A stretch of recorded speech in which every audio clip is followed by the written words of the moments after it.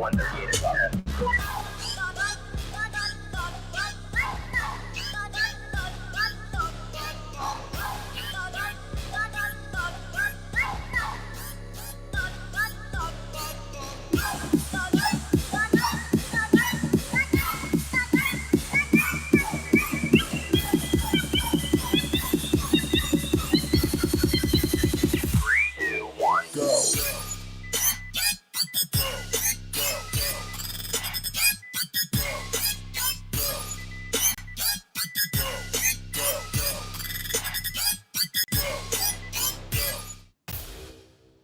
Hello, everybody, and welcome to the Paranormal Guys.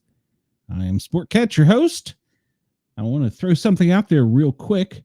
If there is any of my fans, followers, or supporters that are in the know on the drone situation going off the East Coast, I will personally have a private show. I will conceal your face, your voice, your identity, and I will never give up my source if you want to come on and go live. So there, that's out there. All right, I'm going to post that as soon as we get off here and see what happens. So I don't know. I'll probably end up on a list. So I don't want to suicide myself. I just want to make sure I'm clear on that. All right, so let's see who I got backstage. I have my wonderful and beautiful assistant, Amanda. Well, for Cheyenne. rude. Well, let me just bring Amanda out since I'm talking about it. We're going to talk about her, at least bring her out here, right? So, there we go. I've got so many women, I got them confused. So, I mean, we're both incredibly beautiful. So how can you? Yeah. That is true. I mean, it's true. You're just so lucky, Glenn. And for that particular show of which you're wanting to do, I'm just gonna hide down in the corner and pretend like I know nothing about it. Yeah. Well, I'll we'll just see. I had a person message me earlier saying they'd be interested in doing a show about them, and they said, but I have to go live and show my face and all this. I'm like, oh no, I can record, I can hide your face, I can even change your voice. So would you care to elaborate on what exactly is going on? This is I haven't heard of this. Oh, okay. Well, so if you don't know, granted, I have been locked in a dungeon for over a week. So so apparently there are drones. Oh, by the way, hello Chris and hello Common 277. Welcome. There were overnight last night 50 drones that came in from the ocean, and they spread out over New Jersey and parts of Philadelphia and New York. They're all along the East Coast. The White House, the president has been briefed. He knows nothing about it. The FBI testified in front of Congress that they know nothing about it. The Homeland Director, he knows nothing about it. And there's, but a scanner listener, I caught this last night on the net. A person that listens to police radios communications was listening to marine radio communications and caught that there was a Coast Guard ship coming into port. And these drones that are about the size of Suburbans is what I've heard. Oh, wow. I'm thinking the boat coming in. And so the boat captain called for another boat. I assume that there's probably boats in the Coast Guard that have weapons on them. And yeah, well, that boat came to assist him as he was coming in. And there was somebody else who got on the radio and said, do not fire. You do not have permission. Do not shoot. And so that kind of bypassed news headlines this morning. Go ahead. I'll wait. Do they know who it was? Well, or Coast Guard. Does Coast Guard know who it was that told them no shoot, no? It was a different voice. It was not no one come forward. And of course, this was all just recorded audio. And so But so they didn't were identify told themselves. that no, they didn't say like this is Captain Bob or anything. They just said it was a person in charge. You do not have authority. Do not shoot. So, But this morning, did the Coast Guard know who it was talking? to them, yes, yeah, it was one. It was a Okay. Coast Guard official. Yeah, it was somebody up higher up the food chain. I guess when they brought the other boat out, that it was ready to open fire on whatever this was, and they're like, no, hold up, don't shoot it. So that's what I was wondering. Like, was it just sentient voice of the radio that was like, don't shoot, we come in peace. Don't do. No. So that hit the morning news cycle, but it died relatively quickly because they came out from one of these meetings in a congressman. I'm going to backpedal here. I'm not sure. He was an elected official from New Jersey who had sat in one of these meetings. He may not have been a congressman. He may have been a local elected official. And he come out and he said, I know what it is. I'm going to tell you the truth. And he broke this on Fox this afternoon, or this more early. I don't know. It was around noon, I guess. There is a mothership that is off of the coast that has Iranian drones with Chinese technology. And he said, do not shoot them down. We don't know if they have biochemical weapons in them. We do not know if they have nukes on them. We don't know if they have bombs. We don't know what they have. So no one shoot. I say the problem is that it was occurring over Tennessee. There'd be somebody like, oh, hell yeah, I got something for this. Yeah. Luckily, they're in those states on the Northeast where it's not really prevalent, unless they get over and then they're kind of screwed. But so yeah, that was the news cycle this afternoon. Do not shoot them down, but they're okay. We don't know what they are, but they're not going to harm us. See, now this is my but hey, we also don't know if they have bioweapons. Yeah, but they're not going to hurt us. They come in peace. So yeah, I mean, I kind of miss the old America from like the 40s and 50s, where they're like, we're going to blow this shit up and figure it out. we don't know what it is, but we're going to find out. Everyone go into your bomb shelters. That's it. Prepare. Honey, where are the MREs? I kind of miss that America growing up, where they were like, shoot first, ask questions later. Now we're like, oh no, we let a Chinese drone go completely. Glenn, that's called West Virginia. Oh, I'm clear. Like I said, if this occurred in like Tennessee or parts of North Georgia, Kentucky, Alabama, there'd be somebody be like, oh, we got this shit, we can handle this. I bet you I can put that on my mantle. So hang it above my fireplace. I don't know what this is, but I do know how to the engine of my car. That's right. So yes, it's going to take the place of my fine deer head. We know what they are, but you don't need to know. So that's the other thing. The other question is, well, maybe it's our government, and I'm okay with that, but they should be at least telling us something, because apparently these things, if you've seen any of the videos, they're all over TikTok. When it's our government, they're not going to tell us. No. It's the same government that told the firefighters it's safe to breathe the air at 9/11. Sorry, I'm going to hold that one against them for the rest of my life. So yeah, it's the same government. You know, it's the same government that this administration let a Chinese balloon that was just a weather balloon until we shot it down, and the Chinese were racing to get it, and we recovered it and found, oh no. And we were like, no. Mm-hmm. Don't think so. So it had already made it across the country, and we were like, it's okay. I miss the America where we used to blow shit up. I miss that. I said you started in on some of that, and I'm like, bullshit. Bullshit.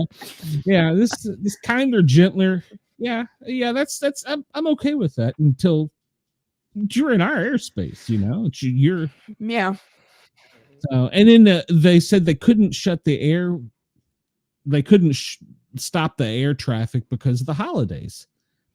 I'm like, well, that's bull crap. The FAA, if they decided to, they could ground every plane, and within an hour, everything would be out of the skies that was civilian.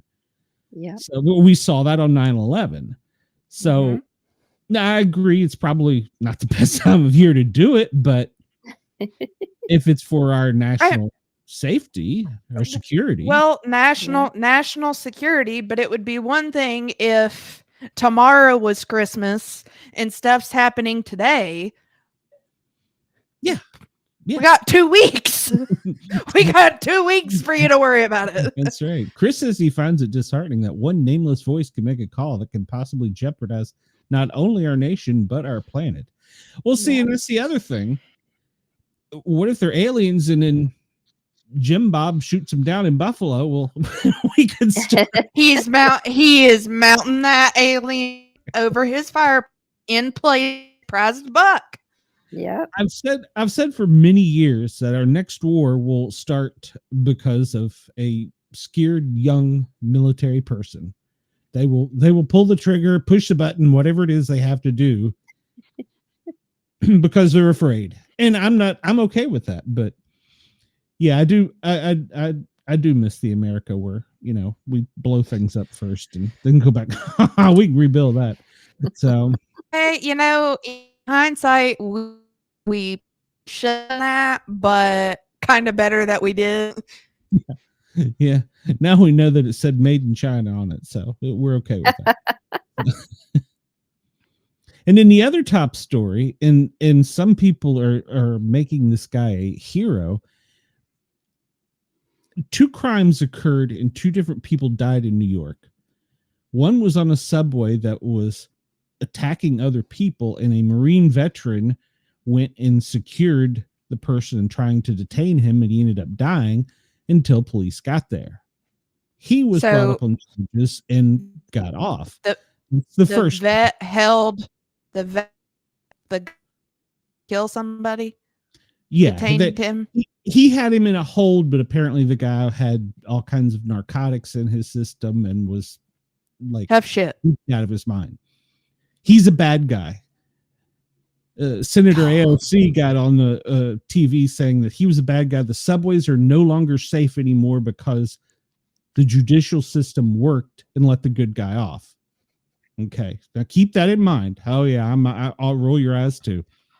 So the guy that was murdered, the CEO of the insurance company, they've arrested this guy and they've brought him in, and now people are like, oh, well, he's a hero for taking him out. Okay, America, we cannot have it both ways. They did catch him at McDonald's, and that's, I think, a Burger King statement. You can have it both ways. Now, do they know the fact this is the guy? Well, they say that they have evidence that includes the gun that was on him. It matches the bullet rifling matches the same gun. It was a ghost gun, 3D printed. And they have fingerprints on a Snickers wrapper and a water bottle with DNA. And that supposedly the guy was caught with a large sum of cash and a manifesto. But the manifesto that has been released has now been retracted. So I don't know if that's true or not. But you can't have it both ways. You can't glorify one guy for killing somebody and then villainize another guy. That's not the way the system works. Who was just trying to save somebody's ass. Exactly. Yeah. So, and and I'm not saying that this makes it right or anything, but what speaking of where you said, we need back the old America. What happened to the respect that he would have normally received for being, a veteran for doing something like that? Exactly. So it's a kinder, gentler country. And it's crazy that you say that. It's crazy that because I saw a video today, completely different topic, but just with you saying kinder and gentler. There is a podcast, a teacher's podcast of teachers talking about some of the crazy stuff that like their students' parents have asked them to do. They talk about all these crazy stories. And it was a group of 3 of them, and one of them is primarily the one whose videos I watch because she's super funny. But it was her, another woman, and a guy on there. And the second woman, who was a guest that day, is like, no, we can't grade our students' papers with red pens. And the main girl was like, she goes, what the hell you mean I can't grade my students' papers with red pens? That's telling them that they got shit wrong. And she's like, no, it's too aggressive. It's too aggressive to grade our students' papers with red pens. I like to grade with purple because it's gentler. And she's like, I'm grading them with red pens so that they know that it's wrong. I agree. Yeah. What the hell? And as soon as you said that, it's exactly, I was like, can't even grade with a red pen anymore because it's too violent. Oh my gosh, Yeah. that's Well, insane. the county I worked in, they had to repaint their entire police fleet. It was black and white, the traditional like cruiser colors, or blue and white. I think they were black and white. Some might have been blue and white. They had to repaint them all because that was too aggressive. So they paint them pink and did they paint them pink and yellow so that everybody felt all happy and fuzzy inside? It was the strangest thing I had ever seen. And because they even came to the fire department and they were like, well, do you think we should take some of the lights off these trucks? No, I don't. Just sweetheart. You understand you understand why the big shiny flashy lights are up there, right? You get that, right? You get why we got them up there? But if you don't, let me walk you through it. You see those, you want us to tone down the siren too while we're at it? Is that gonna hurt your little ears? Is it too much for you? That, in case the big old siren on the front wasn't enough for everybody, because you're all a bunch of stupid effers sometimes, that makes sure that we're coming. All right? That's right. I agree. Keeps in the lights. Now they have the spinning one on the front. Do you all have those? Oh, that we can't have that. Can't have that. That's gonna be you cross the line there. We're too aggressive. Oh my gosh. We went to the Christmas parade last weekend and they had those on the front. And I was like, I'm going to have a seizure. That's a lot. I actually know the history on those. Those are called roto rays, and they're made by a firefighter in Fairfax County, Virginia, where I grew up. It was designed for one of their trucks, and they became so popular that he patented the idea, but quit the fire department and started a company. So yes, those are called. And in fact, when I worked in the county, I said, "Why don't we get roto rays?" And they're like, "Oh no, we can't have roto rays." When I was with the city, that was the first thing I said. We need a roto ray on the front of this truck. They're like, "Oh, we can't have that." Like, what the? Why? Like it hurts somebody. So gonna be what? Is that little light on the front gonna do more damage than if we don't have enough on there and can't get in time because people are a bunch of stupid effers? Which is gonna do more damage, Joseph? It definitely. You tell me. It is a bit much for a parade when you're looking at it straight on. Who's gonna get the hell out of the way now when that?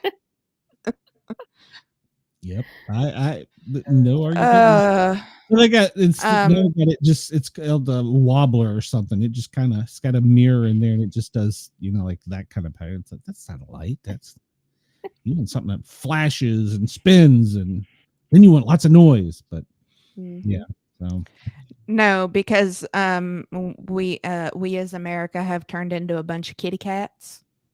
Yes, you will learn in public safety now that it's changing. It's not for the best, but the guy who killed the CEO, I don't think it's the guy. I really don't. If you look at the pictures, I wish I'd known that our guest wasn't going to show up. It would have been kind of him to tell me.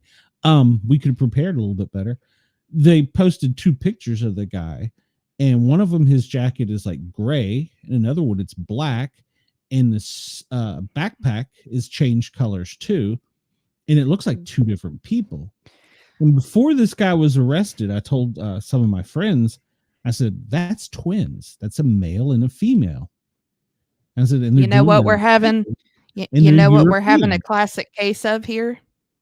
We're having a classic case of Captain America Civil War. True. Somebody is disguising themselves as the Winter Soldier. You know, that's true. So, and speaking of multiverses, Google now, I sent that in one of the group chats. Google now has a quantum chip that operates so fast it operates in other dimensions. And I'm curious as to how they have figured that out. Well, according to the top scientists, for it to perform some of the calculations, I would have to go pull the article back up. It takes, well, I can find it. It would take our fastest computer now, like, I think they called it a sextillion. Hold on, I'll pull this article up because it was fascinating. They said that, yeah, here it is. One of our fastest supercomputers, it would take 10 septillion years, and I don't even know what the hell a septillion is. And it completed it in like seconds. So you said 1 septillion year? No, 10 septillion years. And you're correct, Chris. He did grow a monobrow, a quite bushy monobrow in 2 days. Could have been the fast food. I'm still wondering why NYPD is on the ground here in Atlanta if they caught the guy. But hey, who do I know? Yeah. Hey, welcome, KG. Thank you for showing up. So he's a representative from Washington, D.C., so he can keep us in line. Yeah, let's say the Google Quantum said that the chip's performance parallels universes and uses data from other universes. Yeah, Chris. I had when he said that.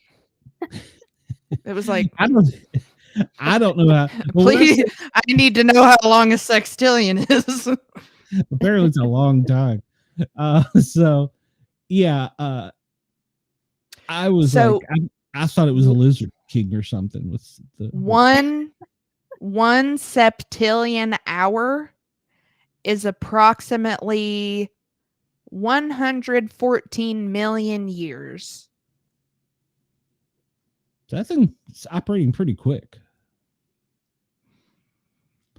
And yet we can't land on the moon. Explain that to me. I will trust the first time. I will trust none of those facts until I hear it from Dr. Stephen Strange. Well, even with the technology we have today, we can't land on the moon. But yet in 1968, was it 68, 62, 68, when we first landed on the moon, and we can't do that now. Our video technology was really great back then. Yeah. When they planted the flag that waved with the wind, that was the part that gave it away to me. So, one of my very first shows, Kubrick.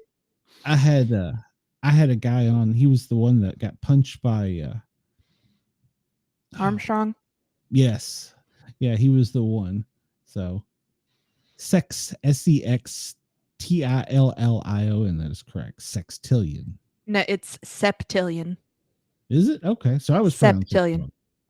Oh no, okay. You said it wrong the first time. Said it right the second time when you read the article. Okay, all right, my bad. Because you said sextillion, and I was like, There's a long time. So. I ain't got 114 million years to wait. So how does a computer work in another dimension that we don't understand? Well, how do they know that it works in another dimension?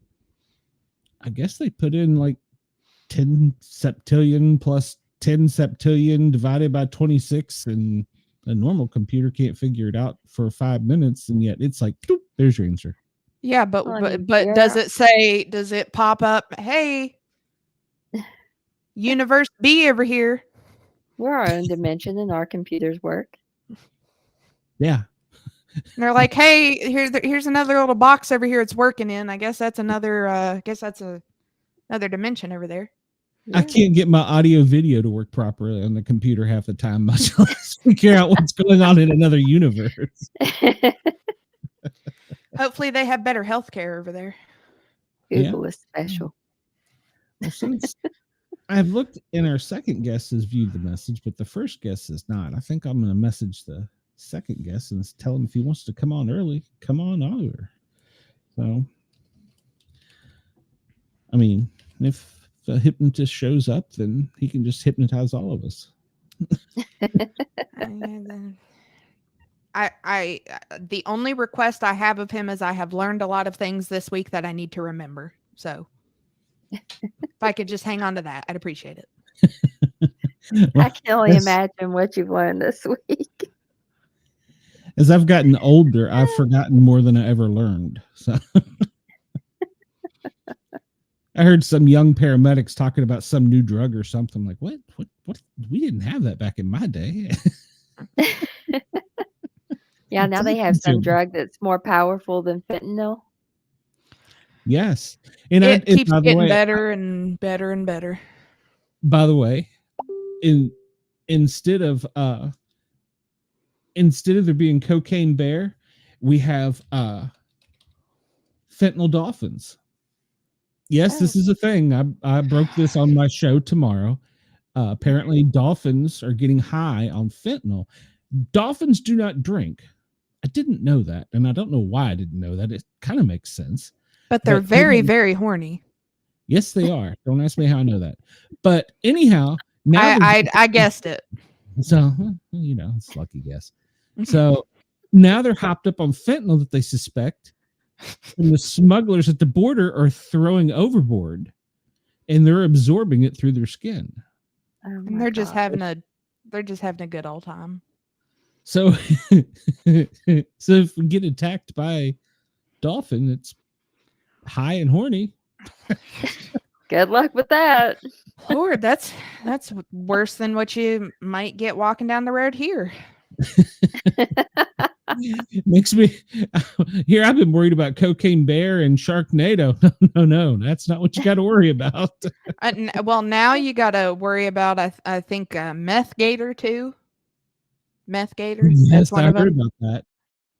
Oh my gosh, we have cocaine bear up in Lexington at Kentucky for Kentucky.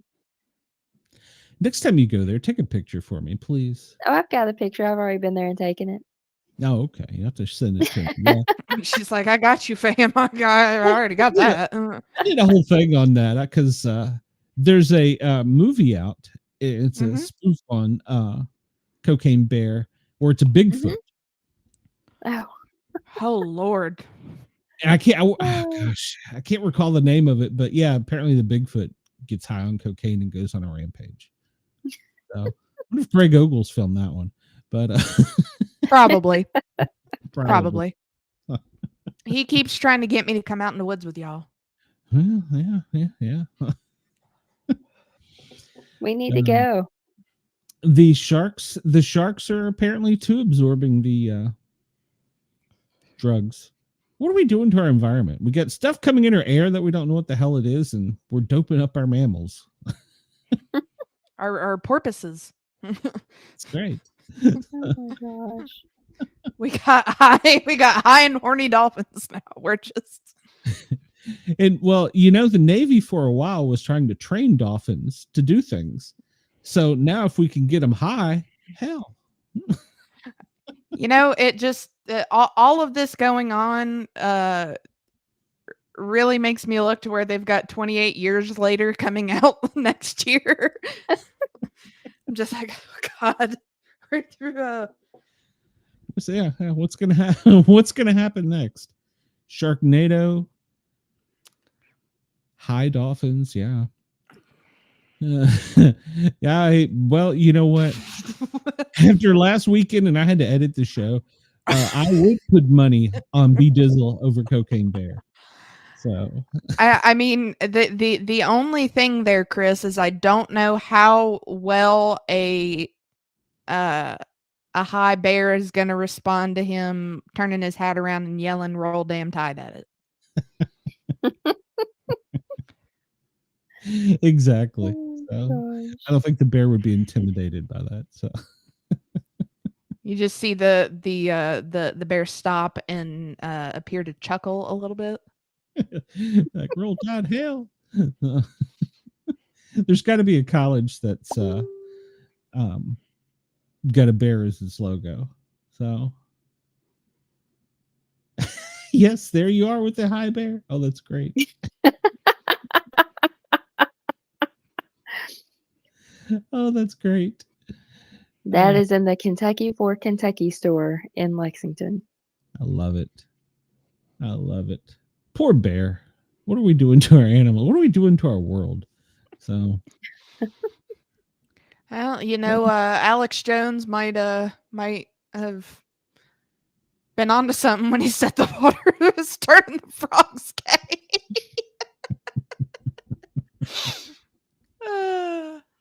Chris, in a strange sort of way, I kind of agree with you. So I would suddenly become a marine biologist. So. I might have to think on that one. Back in the day when I was a flight paramedic and we would go around the world, every night we would end up in a bar because, well, what else does a flight crew do? And so, yeah, she'd probably like it. You're correct, Cincy. So, you would talk to people, and I would talk to people, and they would ask you, "Oh, what do you do?" And you'd tell them you were a flight medic, and sometimes you get, "Oh, yeah," and then they want to have this whole conversation with you. And then there's the other time they just ignore, like, "Oh, yeah, cool, whatever." So we started just making up things. And so I told one in Miami, I said, I'm not really supposed to talk about it, but I'm a dolphin trainer for the Navy. She's like, what? It's like, I was trying to get rid of you. She's like, no, tell me more. You were in a secret project that trains dolphins. Yes, I am. They go after submarines. We get them high on fentanyl, and then they go and they tap in the side of it, Morse code, and then they implode. I was trying the problem that we have with the dolphins and the submarines now is that, the dolphins already have a very high libido, and they see a submarine and they're like, So our thought process was, fentanyl will probably help. But then due to some recent discoveries, maybe it would have been a smarter choice to have given the dolphins cocaine instead, since apparently it does have the tendency to make some things not work. So, hindsight is 20/20, but true. But we only found that out because of a cripple. So,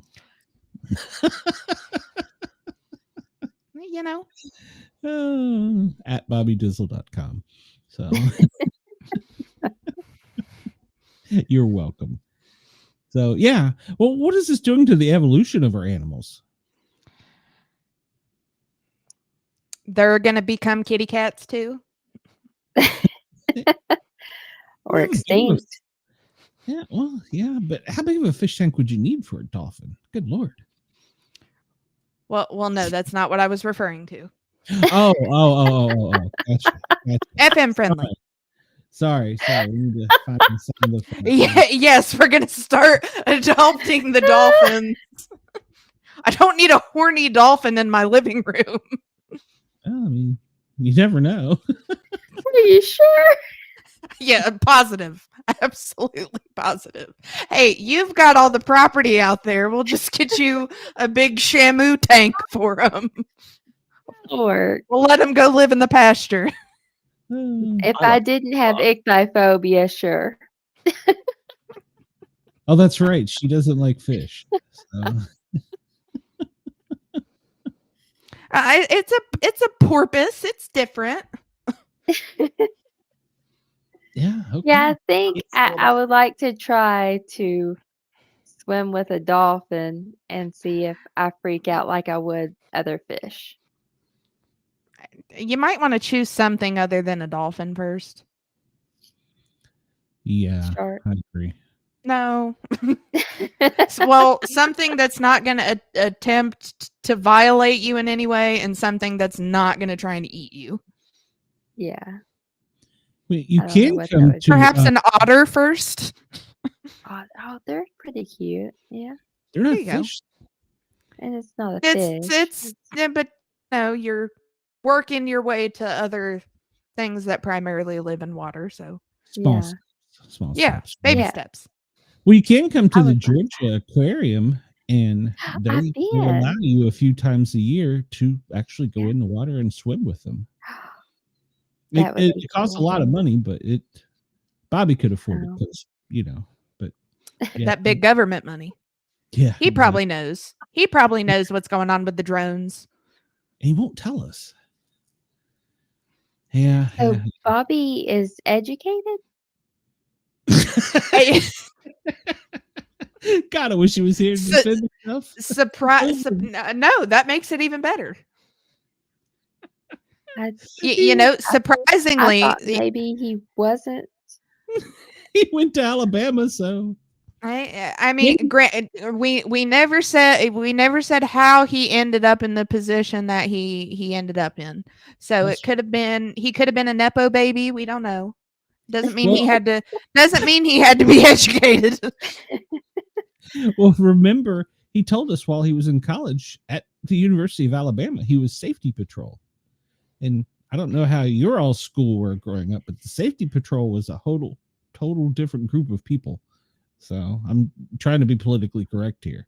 Of assholes. No, like, open the door. Open the door. Yeah. Okay. So yeah, that was maybe it was just Washington D.C. though.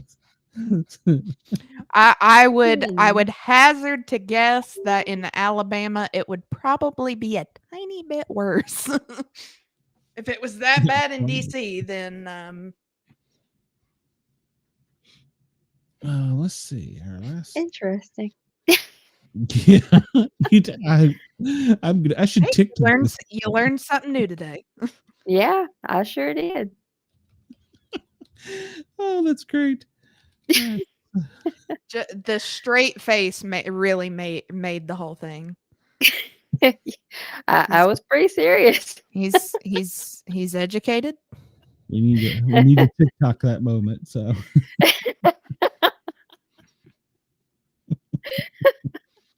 And I will share it with him. He went to the University of Alabama, so who knows? We're That kinda considering explains that it, education too, now. Yeah. I guess. Like I said, nepo baby. That's my Roll bet. Tide. Roll Tide. Roll damn tide. I'm surprised he hasn't come on since he's probably heard our mating call. Caw. Let's see. We haven't said it. We haven't said it at least 3 times yet. So I thought the Alabama mating call was hold on. or I don't a got a. shotgun like I don't got a bottle of pills to shake. I feel like the Boone County mating call would be really similar to the Alabama mating call. Oh my Hold God. on. I got my nails here.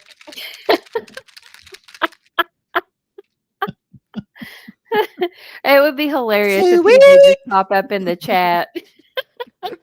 You rang. USOBs. That was great. That was great. Our second guest is trying to get on as we speak. So, Oh, good.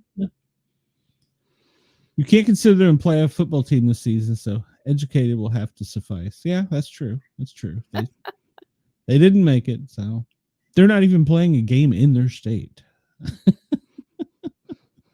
Can't show their faces. I think they're looking. Chris, you'll have to look it up. I can't remember right up, but they're like in the Nacho Bowl or something. It's like some little town bowl. Sponsored by Sheets. Nacho Bowl sounds good right now. At least it's nacho cousin. I could go for a nacho bowl. Yeah, you know, Beth made Mexican tonight, but she got home late from work, and I didn't get to eat, so she's like, "Oh, I'll just leave you a plate in the microwave." Like, yeah, good times. Oh God. So, Soggy. Abe made pancakes. yeah, it's weird you say that. That's what Wyatt, the tiny terrorist, was requesting. Oh I yeah. haven't had pancakes in a while. He makes great pancakes. We each have like our own thing we make, and he's great with the pancakes and the pot roast. Yeah. That sounds good. Yeah. I love Abe's pot roast. Delicious. I'm getting hungry all over again. He makes some good meat.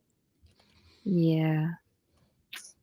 Abe's I can see the love in your eyes with that. So yeah. I got you. I wouldn't have married him otherwise. Smart girl. I don't know what Beth's faults were on this. I don't know what happened to her. She hit her head, so she got me. Which call'd you get her from? Hey, she's a true Yankee. She's from Washington, D.C., so I'm not a Yankee. We're considering that a Yankee now? Well, yeah.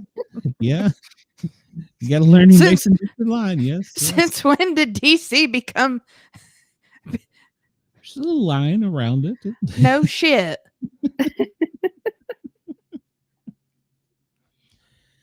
They are in the ReliaQuest Bowl. What the hell is a ReliaQuest? Is that one of those check cashing places? Is that what? No, I was thinking that's either a video game or some new type of acid reflux medication. Need Bobby here so we can ask him. Yeah, they're in Tampa and they're playing Michigan, so that should be good. I want to see Michigan stomp them. So ReliaQuest, make security possible, is a force multiplier of security teams to increase visibility, decrease complexity, and manage risk through the gray matter security operations. That was very clear on what they do. Yes, very clear.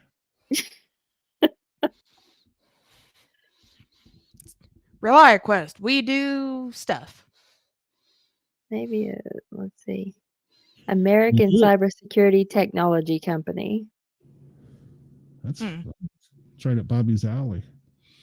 Must be his people. Tampa. All those educated people from Alabama. Them educated Alabamians. Maybe that's why I don't understand him. I went to wrestling school. I didn't go to college. Well, he did tell me he is a ninja this week. He said he was a ninja. He's taking jujitsu or nujitsu, whatever it is. He's a ninja. But he's doing a jitsu. Yeah. He said he could kill me with his feet. So, my money would still be you could take him. So, I mean, I'm very curious as to his methods on attempting to kill you with his feet, but that kind of sounds like he just might be into that. Could be. I mean, I didn't really peg Bobby as a feet person, but all right. Poor Bobby. We're making fun of him. He can't defend himself here. Oh, so sad. So absolutely sad. So sad. Somebody in our chat, if we start rat us out. So if we start talking in bigger words, then it'll be all right. Yeah, he's all book smarts. Is that what it is? They got books in Alabama. I mean, if by book smart you mean picture book smart, then yeah. They have Bibles. Bible smart. There we go. Yeah. Oh yeah, Chris has enjoyed that you have to watch sports. You haven't this week. Hey. To be fair, I did find.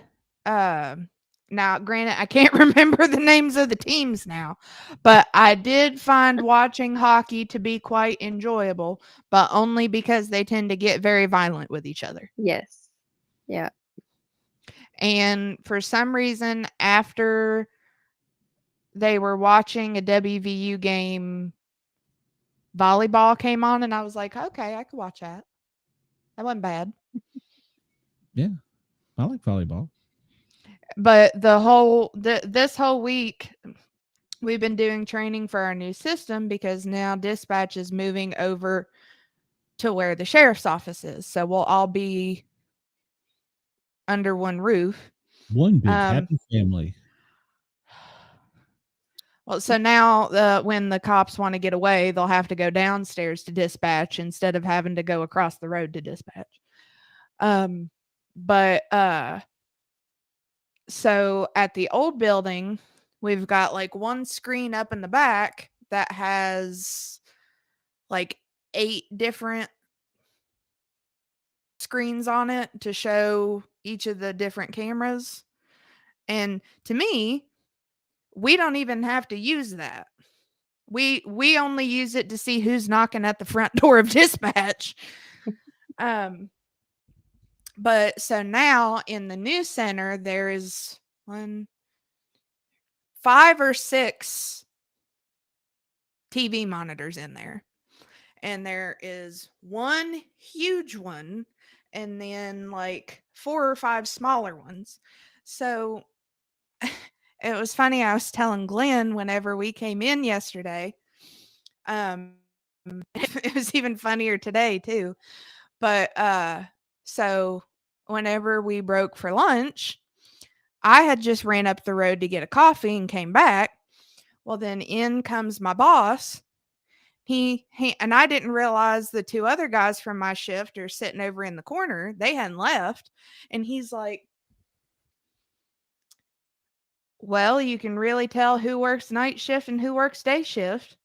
And I was like, oh shit, it is just us in here. And there we stayed again today. Well, there was a ribbon cutting ceremony today for the finalization of dispatch being moved over to the main building, even though it's not finalized until next week. And our boss comes in and he goes, all right, so who wants to be the one to come out and take a picture with everybody? And the 4 of us look at each other. We're all wearing hoodies and beanies. Then I look over and day shift is all looking at each other. They're all wearing hoodies and sweatpants. And our boss is looking and I was like, well, John, how professional you want it to be? Because this was what I was wearing. I was like, I mean, I can go rep Dunder Mifflin if you want it to be on the cover of the Charleston Gazette, but I don't know how you feel that. So he looks over and one of the guys, the hoodies from day shift was so our abbreviation is not an abbreviation at all. It's NCDHS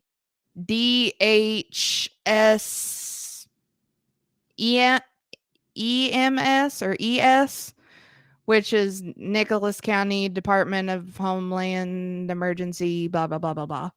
So he's like, you're going, you've got the shirt on. And then again today, it's just, I'm sitting there eating my chips, playing a game on my phone, and look up, and it's still just the 4 of us sitting in there.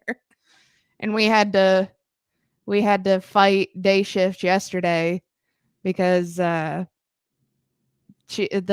trainer was using little projector to project onto the whiteboard her computer, and we're just like, turn the lights off. If we are going to be in here all day, we're going to turn the lights off.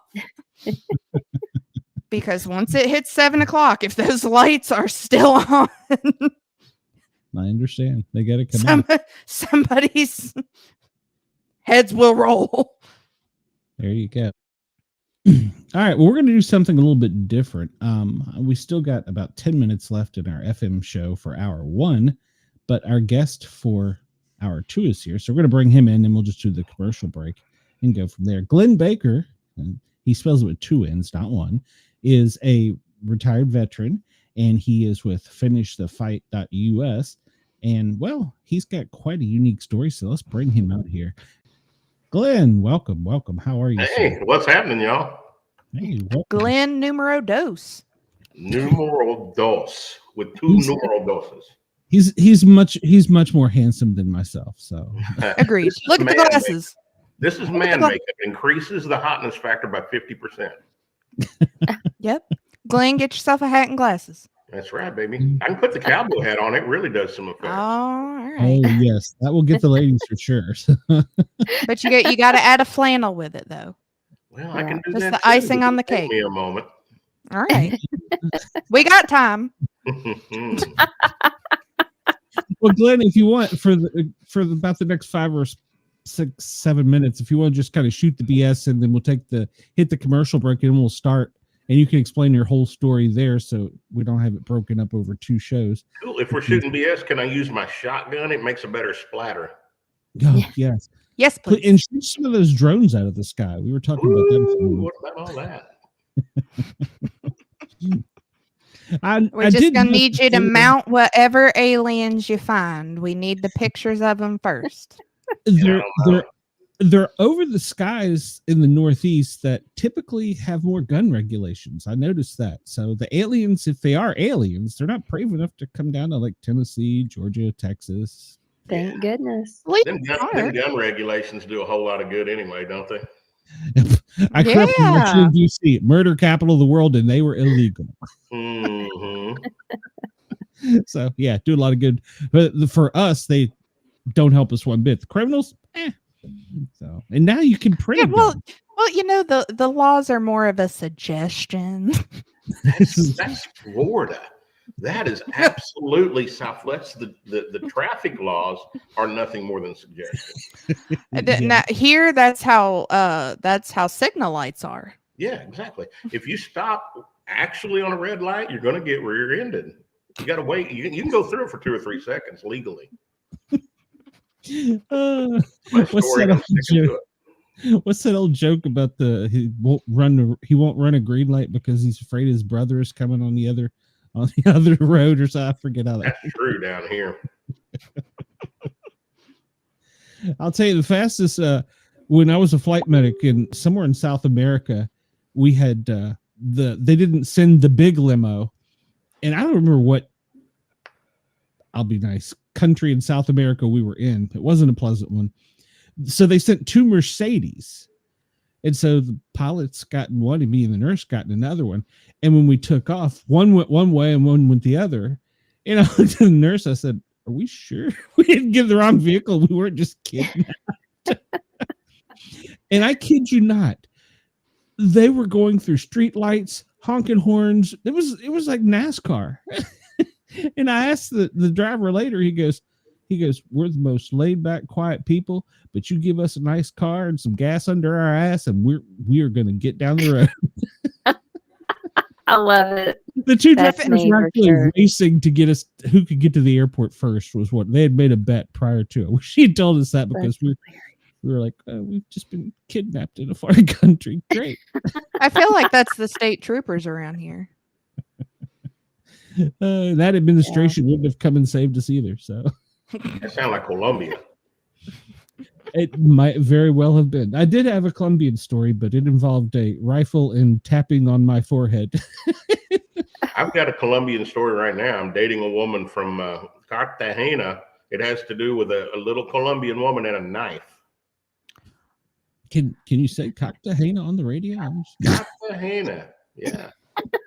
Now, I have a question here though. It is. I mean, think of how to word this appropriately. Bobbit? No. I love right where he went. We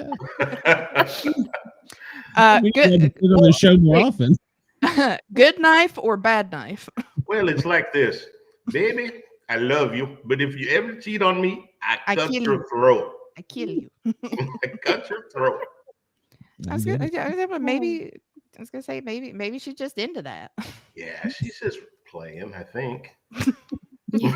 I went to a show one night, and one of our friends brought his uncle-in-law, and he was not from here, and he raised his shirt up and he said, "My wife stabbed me right before I came here." Mm, And he has never been more turned on in his life. spicy.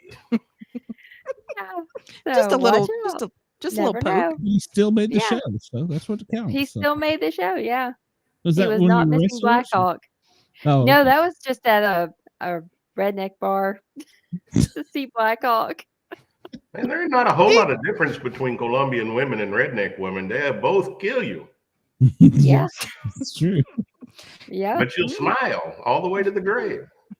Yeah. You may or may not be buried out in the backyard or fed to the pigs. You never know. I mean, it's a circle of life. It's a circle of life. There you Lord, go. and he sings too. He does.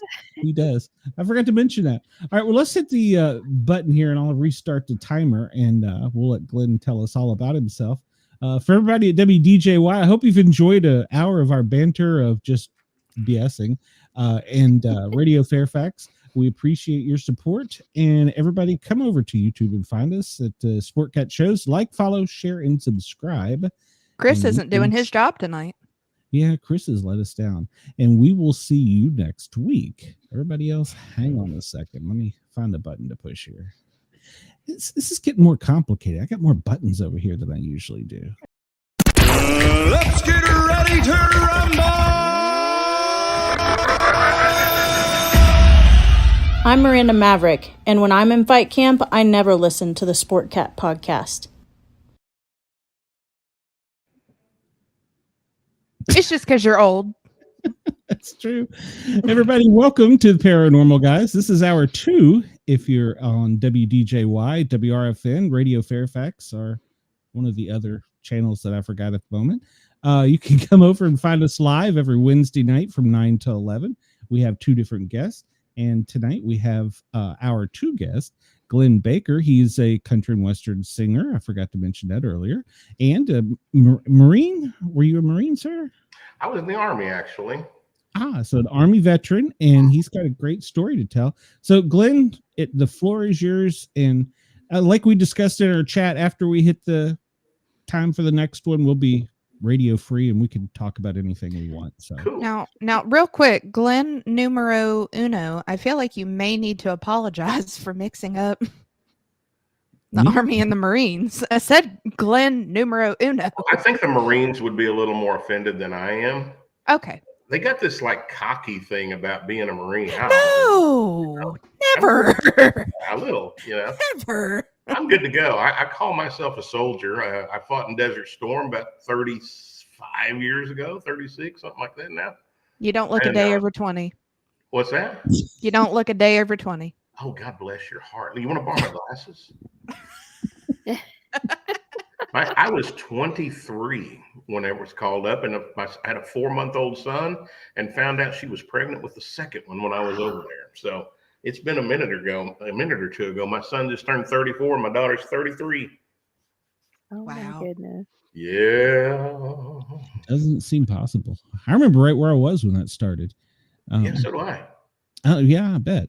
I grew up outside of Washington D.C., Fort Belvoir, and of course that was CNN was, that was the thing at the time. Now who cares about them? But they were doing live as it was happening at the same time on Fort Belvoir. Fort Belvoir is an interesting military base. They've changed their MOS and do several different things now. But there was explosions and bombs, and then suddenly there was a jet that came through the air and dropped something, and then there was a bigger boom, and it was all quiet. And then Desert Storm started. Yeah. And the Washington Post, usually when something happens on Fort Belvoir, it's a squirrel that does it. That's usually, when we lost power for 4 hours after a large, brilliant white flash. Oh, it was a squirrel got into a cable or something. But they said that they were training for Desert Storm back in the swamps of Fort Belvoir. And that the Navy SEALs had been dug in for a while and the Marines discovered them. And that's what that was. It was training. I was like, why the hell was the Air Force scrambled over? Training. A little friendly fire. Yeah. Well, Glenn, Perfectly what safe. do you want to know, my man? Because you got me on here. I just Everything. finished up another show. I'm ready to talk. What do you want to know? Everything. Well, we do appreciate your time that you did for us in the military. You keep us free. We definitely appreciate that. So you're more than welcome to talk about that any that you choose to, or if you choose not to. And then of course you have started a second career now that you're out of the military with your music, and I'm trying to get you on my radio station. So maybe we'll like that. Yeah, I came back into music in 2020 after taking 17 years off. Actually, by 2020, it was 19 years. Let me tell you real quickly a little bit about me. I grew up in Northeast Oklahoma. Was raised in a very conservative Christian family, Southern Baptist world. Walked a straight line. Never took a drink until college, and then that changed real quickly for about a year.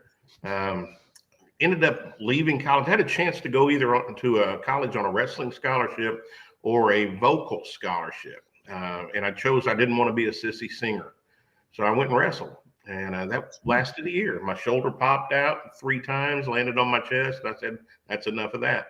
Went home and did the Midwest thing. I got married 2 months after I turned 19.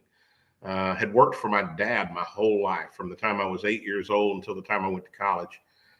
He had a body shop. So I grew up stripping total loss pickup trucks. At 8 years old, baby, I remember one story of my first experience with carnage.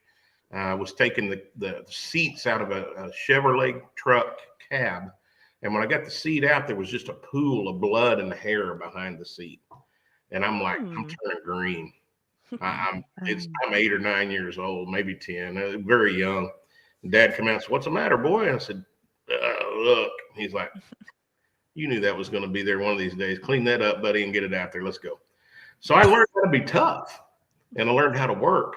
And I learned how to fight from a young age.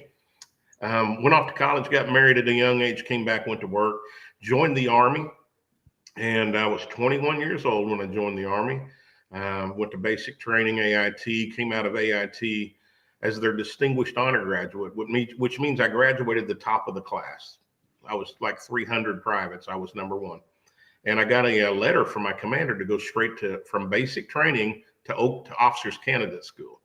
wow. So apparently I was pretty good at what I did. I didn't go to OCS. I ended up staying and enlisted for a good while.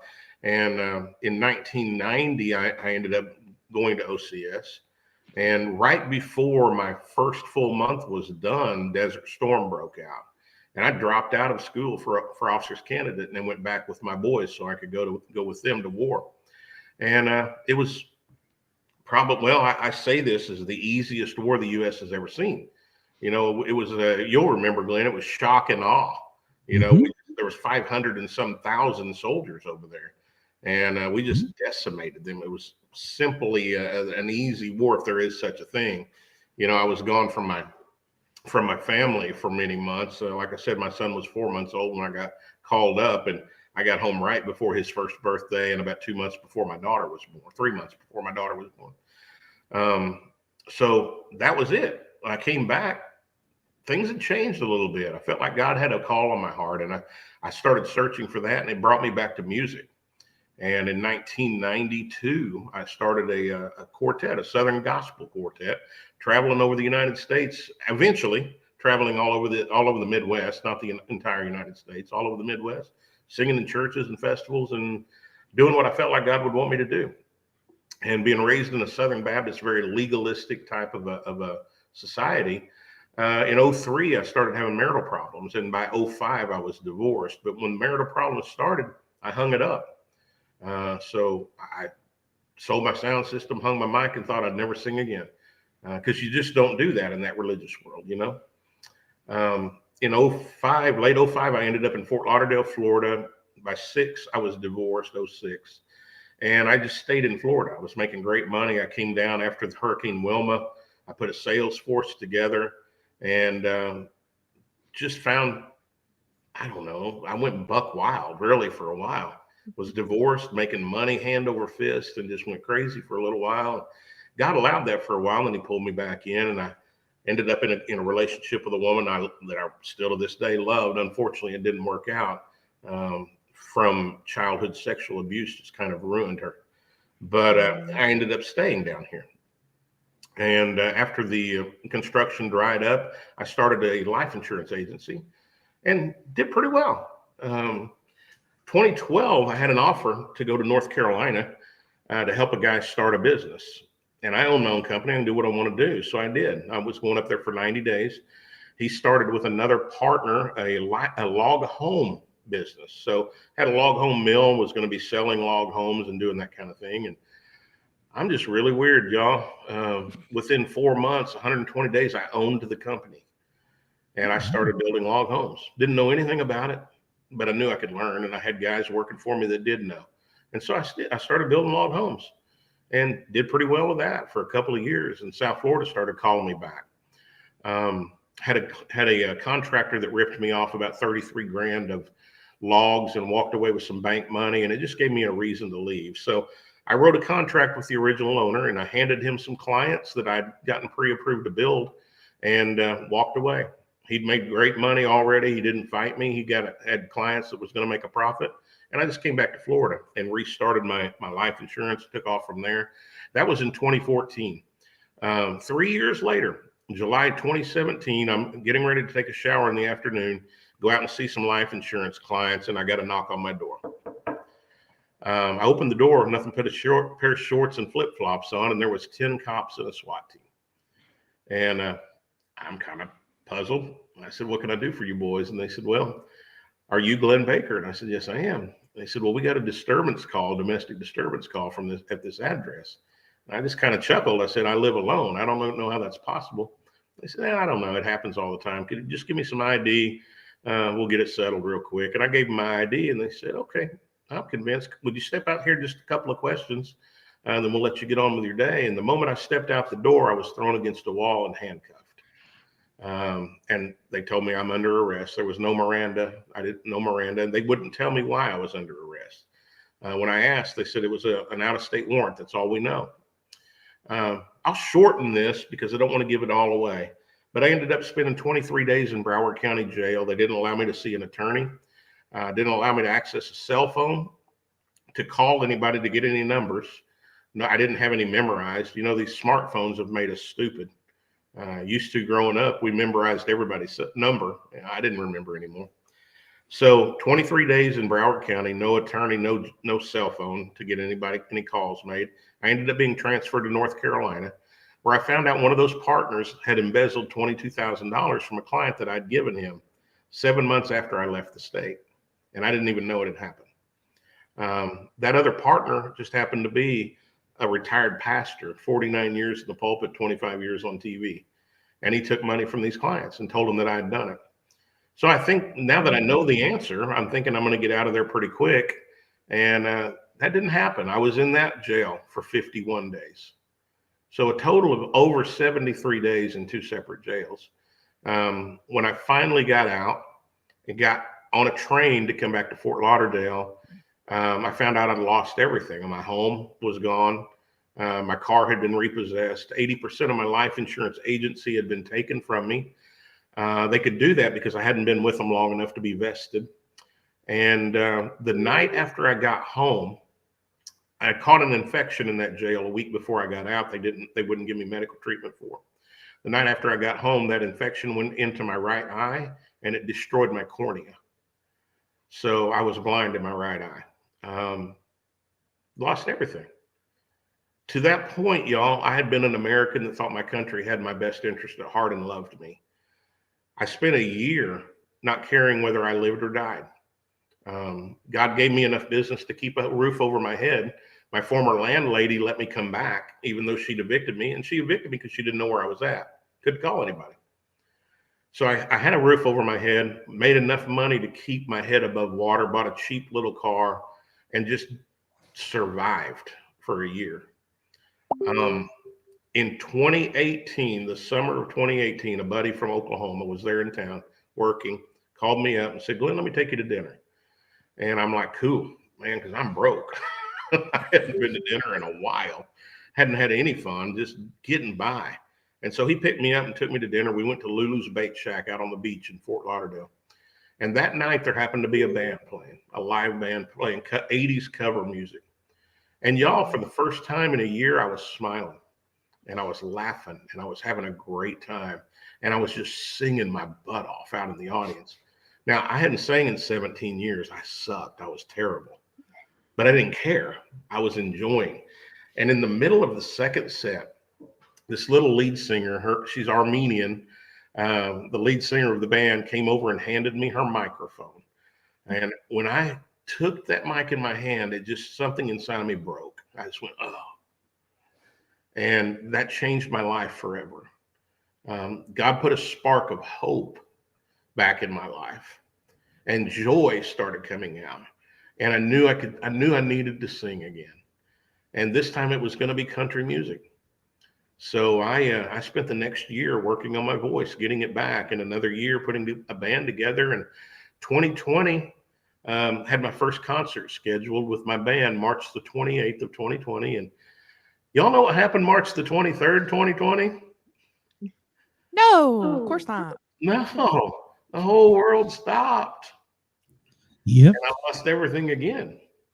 And it pissed me off. I'm telling you, it ripped me. Because I had worked to come back, and all of a sudden it was gone. But God used that as well. And I ended up in Nashville a few months later. And I was writing music with some pretty amazing songwriters and recording. And by July the 3rd, 2020, I released my first song to the country music world called Freedom. And it didn't have a lot of traction in the US, but it went all overseas. And shortly after that, I wrote my second single, and right in the middle of the COVID fiasco. Do y'all remember how the media, and I don't watch the news, hadn't watched the news in 20 years, but if you're on social media, you get some of it, and how they were making up these catchphrases. And one of those catchphrases was, "It's just the new normal. You're going to have to get used to it." That one pissed me off too. And I don't know if you can see that. Oh, which way? No new normal. I had a phrase hit me in my face, and it was, "No new normal. We got to take our country back." And one night, 3:30 in the morning, I ended up waking up sometime around August of that year. And in 15 minutes, I wrote the song, "No New Normal." And I've been blessed for that one to be played all over the world too. It's played big in New Zealand right now. And it's a protest song about the left and the right. And we've been lied to all over the place. And I found a mission again, guys. And it's not to hate on America. I love my country. I just hate what it's become. And the lies that we've been told from top to bottom. And so my new mission in life now as a soldier and a warrior is to take a stand and help guide us back in the right direction. And I was doing it with music. So that pushed on for another year. And then in about, I think it was July again in 2021, I had an opportunity to go sing those songs at a fundraiser. General Michael Flynn was actually the guest speaker there, and I was the music. And we did our thing, and then I didn't know anything. I knew it was for a veteran. I didn't know what it was about. And after we got done, they pushed a veteran out on the stage in a wheelchair. And this Marine had been paralyzed in Afghanistan 7 years before. And because of the help of an exoskeleton, a robot that he wears, he was able to stand up and walk around that room, and was telling everybody he now gets a chance to walk his daughter down the aisle someday. He can reach the top shelf for his wife. He feels like a man again. And I didn't feel like a man, y'all. I was in the corner crying like a baby, tears dripping out of my beard. And that was the third time in a year and a half that my life changed. And I knew I had a mission. And I ended up writing a song. And it took to get the song the way I wanted it and to get ready to film the music video. But I finally found somebody to film the video in Woodstock, Georgia. And that was in July of this year. So we were heading up there and to film this music video. And it's about two young men that meet standing in line to join the military. And they raise their hand, sign the dotted line, jump up on the bus, become best buddies. And, they go to training together. They make a pact. They're always going to be there for one another. And by the third verse, all hell breaks loose and they're in a war. And they get hit. And the raid was hot. Steel fell like rain. He saw the blood on his buddy's face and he fell right down where he lay. and his buddy dies in his arms. And the rest of the song is just about finishing this fight. And that's why that's so relevant to today. The country that I once knew is not the country that I fought for that's here right now. And we've got to fight to get some of that back. You know, our freedom is at risk. And you can call me a conspiracy theorist. You can call me whatever you want. I don't give a crap. Our freedom is at risk. It's been easy my whole life, and it's at the point now where it's not easy. We're going to have to pay a price. And my price is music, mouth, and now documentary. We just finished this fight, Diary of a Pissed Off American Soldier. And I just released that 2 weeks ago. And that's the reason that I'm here, is to talk about that. So Glenn, I took off and like went on a rabbit hole with you, but that's Glenn Baker up to this point in my life. It's a rabbit hole I like. Thank you. First off, I've seen the video. It's incredible. And the music's incredible. I encourage everybody to go watch watch the music video. I haven't seen the documentary. And it's amazing. It was one of the reasons I wanted to not only get you on here, but I want to get you on the Thin Line Rock Station. I served in a different capacity. I was just a firefighter paramedic. I never got to the only mission I ever went was I did a secret squirrel mission as a flight medic into Kandahar to pick up a secret squirrel.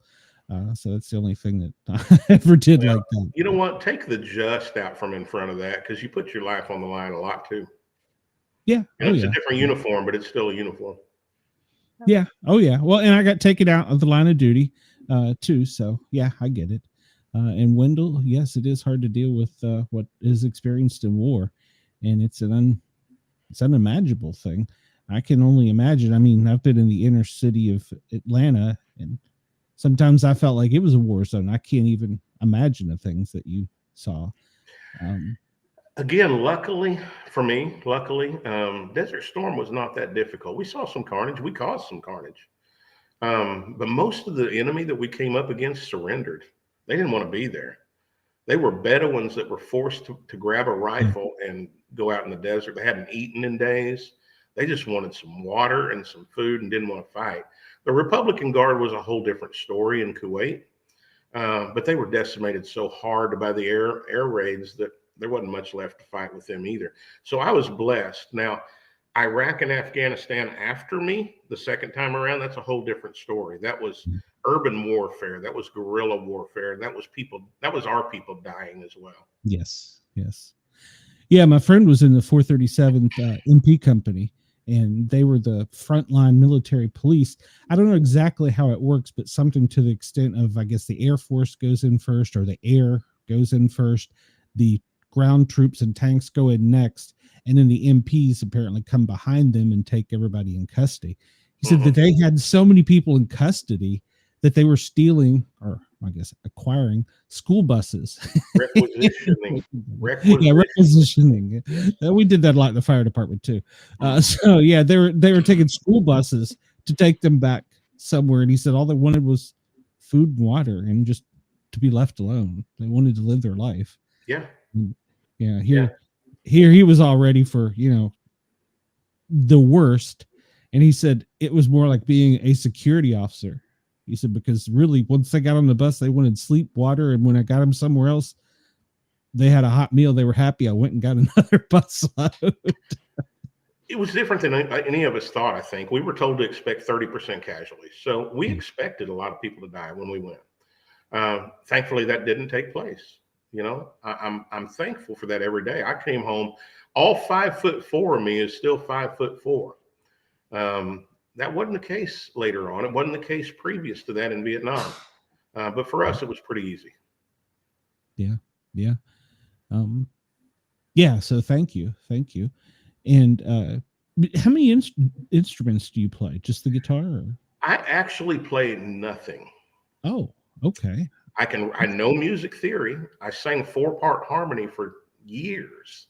So I know music theory and I can write. I didn't know I could write. Here's the thing, Glenn. I didn't know I could write until I got called into the country music world. I'd never written anything that I'd recorded. I'd written a few songs, but they weren't very good.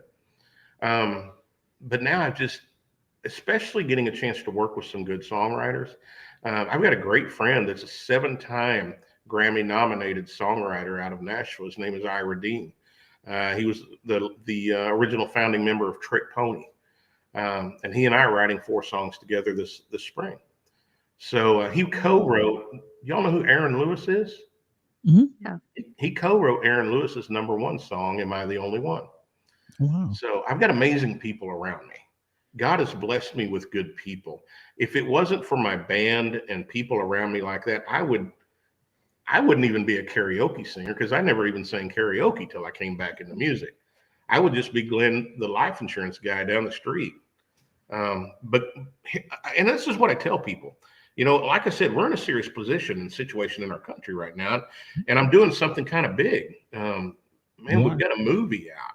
I never, ever thought I would film a movie, but we got a movie out, and I've got the likes of Chad Prather is in my movie. Chad's a great dude. And if you know, I don't know if you know who Chad is, but Chad was on Blaze TV. He's a country singer. He's also a comedian. He ran for governor in Texas last cycle. And he is a mouthful, boy. I'm telling you, I got to mainline Red Bull to keep up with this guy. Amazing dude. Colonel Allen West is involved with my movie. He's a gentleman. He was a congressman for 2 years, constitutional scholar, retired artilleryman, just like I am, and a gentleman. What a great guy. Colonel Ivan Rakelin. If you follow anything out in the way out there politically, he's one of those. He's called the Secretary of Retribution. Retired Green Beret, 25 years in intelligence, and has got a dossier on over 600 deep state that's going to be taken down, baby. He's going after them. So we ended up doing this movie to tell my story, and then we ended up getting a lot of other people involved, because there's a lot of other people that have been pissed off like I have been over the years. But it's not a movie of gloom and doom. We talk about, where do we feel like we are in our country today? Where is America? You know, where do we feel like it is? An individual is a little bit different, but we're all kind of the same. It's not what we grew up with. How did we get here? And we all kind of have the same ideas about that. And a lot of that points to media and to the powers that be controlling it. When you have 6 corporations that own 94% of the media across the world, that's way too much power. And then we talk about what can we do to bring it back, the goodness. Now, nobody wants to go back to the 60s and have race riots and race wars and those kind of things. Nobody wants that. We're accused of being racist if we're conservative, but that's not at all the truth. We want the goodness of the wholesomeness that we had back when I was a kid, when we could go outside and play until the street lights came on, and come home dirty and sweaty, and, you know, Mom, go get a shower, you stink. The good stuff, you know? And not worried about somebody having to thieve you off the sidewalk. Exactly. And speaking of those things, I mean, we've got Craig Sawman Sawyer involved with this movie. Now, Craig is a retired SEAL Team 6, and he's got an organization that's pulling children out of child sex trafficking. So when I tell you we got people involved, we got some folks involved. John Teagan.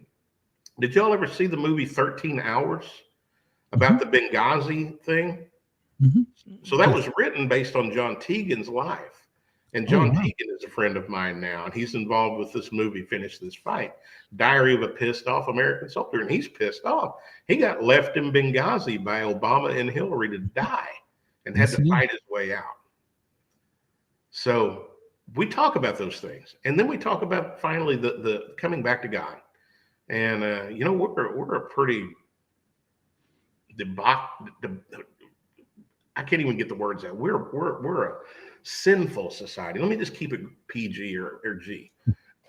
We're a sinful society. We've got a lot of stuff being forced at us to call it normal when it's not normal. And it's not the people. God bless people. Man, I love people. I've got friends that got different lifestyles and think differently than I do. And that's all well and good. But when you start forcing debauchery down my throat and saying I have to celebrate it, I got a problem with that. I'm not forcing you to celebrate my beliefs. I'm going to share with you my beliefs and how I believe, but you don't have to. That's up to you. So don't do that to me. So we talk about how to bring God back into our country. It's an hour and 53-minute movie. It's got some entertainment in it. It's got some comedy. Ladies, I do a topless scene in this movie, but it is blurred out, so it's still PG. Well, then you took the fun out of it. Well, I thought about not putting the blur in, but I was also going commando, and it was just a little too much going on right then. So, yeah, we decided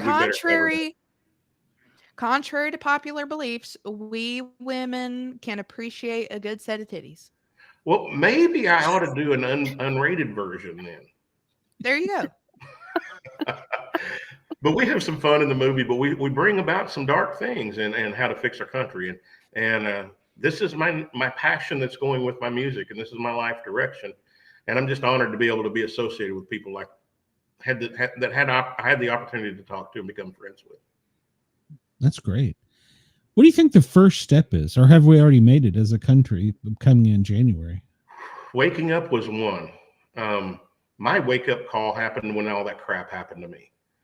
Up until that point, I believed everything the government told me.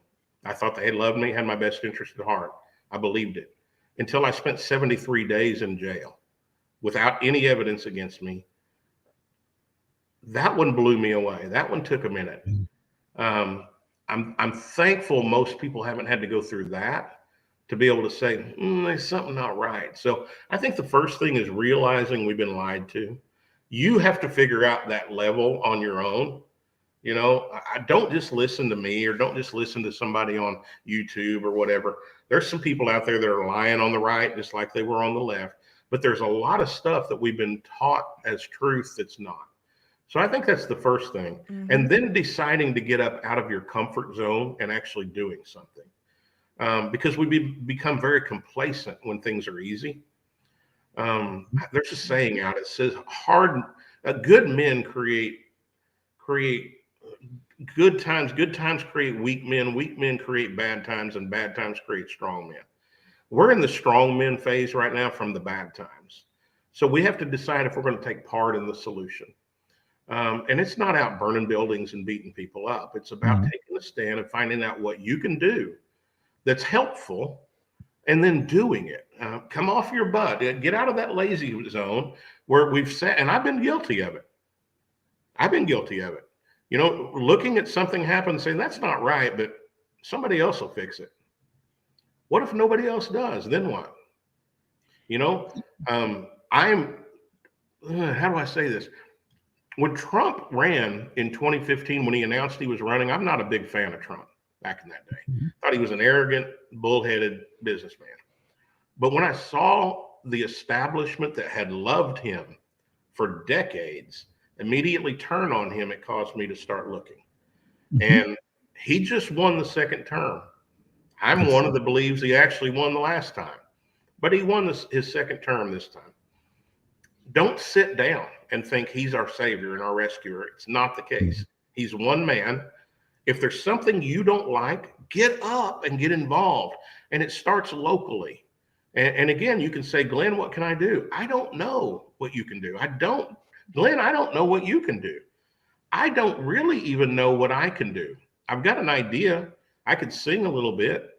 I could maybe write a little bit. I had no idea I could film a movie.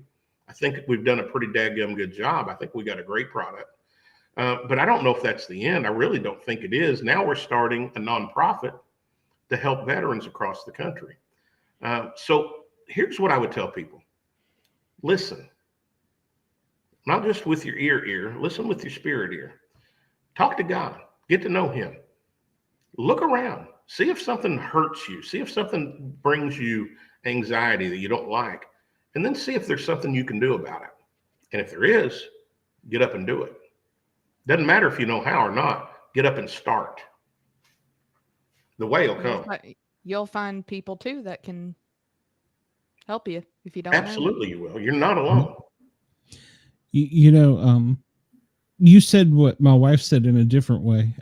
After I was attacked by the dog, I was sitting at home feeling sorry for myself. And she said, well, you've always wanted to do a podcast and you like going out looking for Bigfoot and the paranormal and the comic book stuff. She said, so go do that. And she pushed me. I didn't want to. And slowly this has progressed. And I know we're called the paranormal guys. Obviously, I'm not surrounded by guys anymore. That person bailed on me. I would say that you probably did an upgrade. Oh, very much so. We would agree. And we've talked about this in our private chat. I enjoy the paranormal. I enjoy looking for Bigfoot. And we always ask, I will ask you before we get off the show, do you have any paranormal stories? But I changed this to where I have a microphone and a mouth, and you have a story. I don't care what your story is. You could be a truck driver. Everybody's got a story. I want to hear your story. I don't want this to be about me or about the girls, even though they're quite beautiful. Everybody has a story, and I want to hear it. Some people, such as yourself, have an amplified story of things that they have done. Others, not quite so much, but everybody has a story. And so that was what got me. And I haven't really talked to the girls about it a lot, but I think we're going to start switching more into, I'm not getting into the UFO world. I've discovered that. Come on. They never show up. So They're busy. We get picked up AT. I don't know. So we're going to start moving into some heavier subjects. And you were one of the first ones, and I wanted to see how it goes. Because I think we need to do something. I think something needs to be done. And it was funny tonight. I was watching, I can't remember if it was Newsmax, News Nation. I've gotten away from the normal ones we used to watch. Right. And this reporter said, news isn't delivered the way it used to be. You have to go to the podcasters. Those are the ones telling you the news. And, I remember growing up, my grandfather was a merchant marine. He said, son, if you want to hear the real news, listen to the shortwave radio and hear it from the other country, because you're not going to get it here. And so there's been a switch. And I want to be a part of that movement to get out and say the real things. news. Yeah, it may not be popular, but you know what? It is what it is. You are vehemently allowed to say your opinion and things that may make other people uncomfortable, and if it does, then they don't have to watch. And the ladies don't necessarily have to agree with everything I say. Well, they're not going to. No, They're and I not don't want them going to, to. and that's I okay. mean, I don't agree with your views on pickles, but I still love you. We love our pickles. Oh, we need to talk about that after we're off the air, I think. Oh, she'll start it with one question. So yeah, and I don't want Depends on which way we're heading with it. And I'll save that for later. I love the fact that I'm 55 and Cheyenne is our child. She's like 12. And then Amanda, I didn't get a good enough break to be able to be like, oh yeah, you remember when that happened? That was before I was born. I know. I was waiting on that. But yeah, and then Amanda, she is a ex-professional wrestler. She brings stuff to the table. Yeah, she can kick our ass, so we have to be nice. But, Amanda, I wrestled in college, and I always thought I ought to be a midget wrestler, but I'm 5 inches too tall to be a midget. But I had the name. It was Gargantuan Glenn, the midget wrestler. I love it. That's fantastic. I found out later that I'm about 7 points in my IQ is about 7 points too high to be a full-blown idiot, too. So I don't fit in all those categories, but that's perfect for wrestling, though. Yeah. I'd say I'd let Amanda choke me out with a smile on my face. So, am I in a leg lock? No, never mind. Different scissors. any figure four. No, as long as it's right up against the boob, then I'll be all right. Headlock right there. Yeah. And I was all worried about going away from PG. Here you go. Oh, yeah. Well, hey, I told you we detour you. Contrary to popular belief, we as women do appreciate the titties. So man boobs. We can appreciate a good set of man boobs too. Dad bod. Yeah. And in our chat, Chris says, Glenn is absolutely right. I recently saw an old video of The View ladies all kissing Trump's ass before he ran, and NBC loved making millions off of him and The Apprentice until he didn't. And that was one thing. I'm not like you, I'm not a huge Trump supporter, but if so many people are trying to stop him, there's got to be a reason. Yeah. I'm going to tell you this. I don't know. There's a lot of things he screwed up the first time. Yes. I don't think near as much as most presidents, but a lot that he didn't do right. And he had some of the wrong people around him. But one of the things he absolutely did amazingly was expose the corruption, because you can't look now and not see it. It's everywhere. They don't even hide it anymore. It's just like, oh, what are you going to do? Well, we just did it, and we're getting ready to do it again and again and again. If I have anything to say about it. Our Postmaster General was in front of Congress. He lost $9 billion this year. The post office used to make money. They lost $9 billion. And when the congressmen were scolding him, this is a grown-ass man. He's older than me. And he put his hands over his ears because he didn't want to hear it. He said, I give the post office a grade A. You are wrong, Congressman. And he's like, you can't account for $9 billion. How did they lose that? I don't know. Well, the Pentagon said, hold my beer. They've lost trillions of dollars unaccounted for. Seven times they've been audited and didn't pass the audit. Not even close. Right before 9/11, guess what? Rumsfeld came out and said we can't account for $2 trillion the next day. Boom. Yeah. What are the odds of that? With a T. Yeah, with a T. Like I said, I was born and raised in Washington, D.C.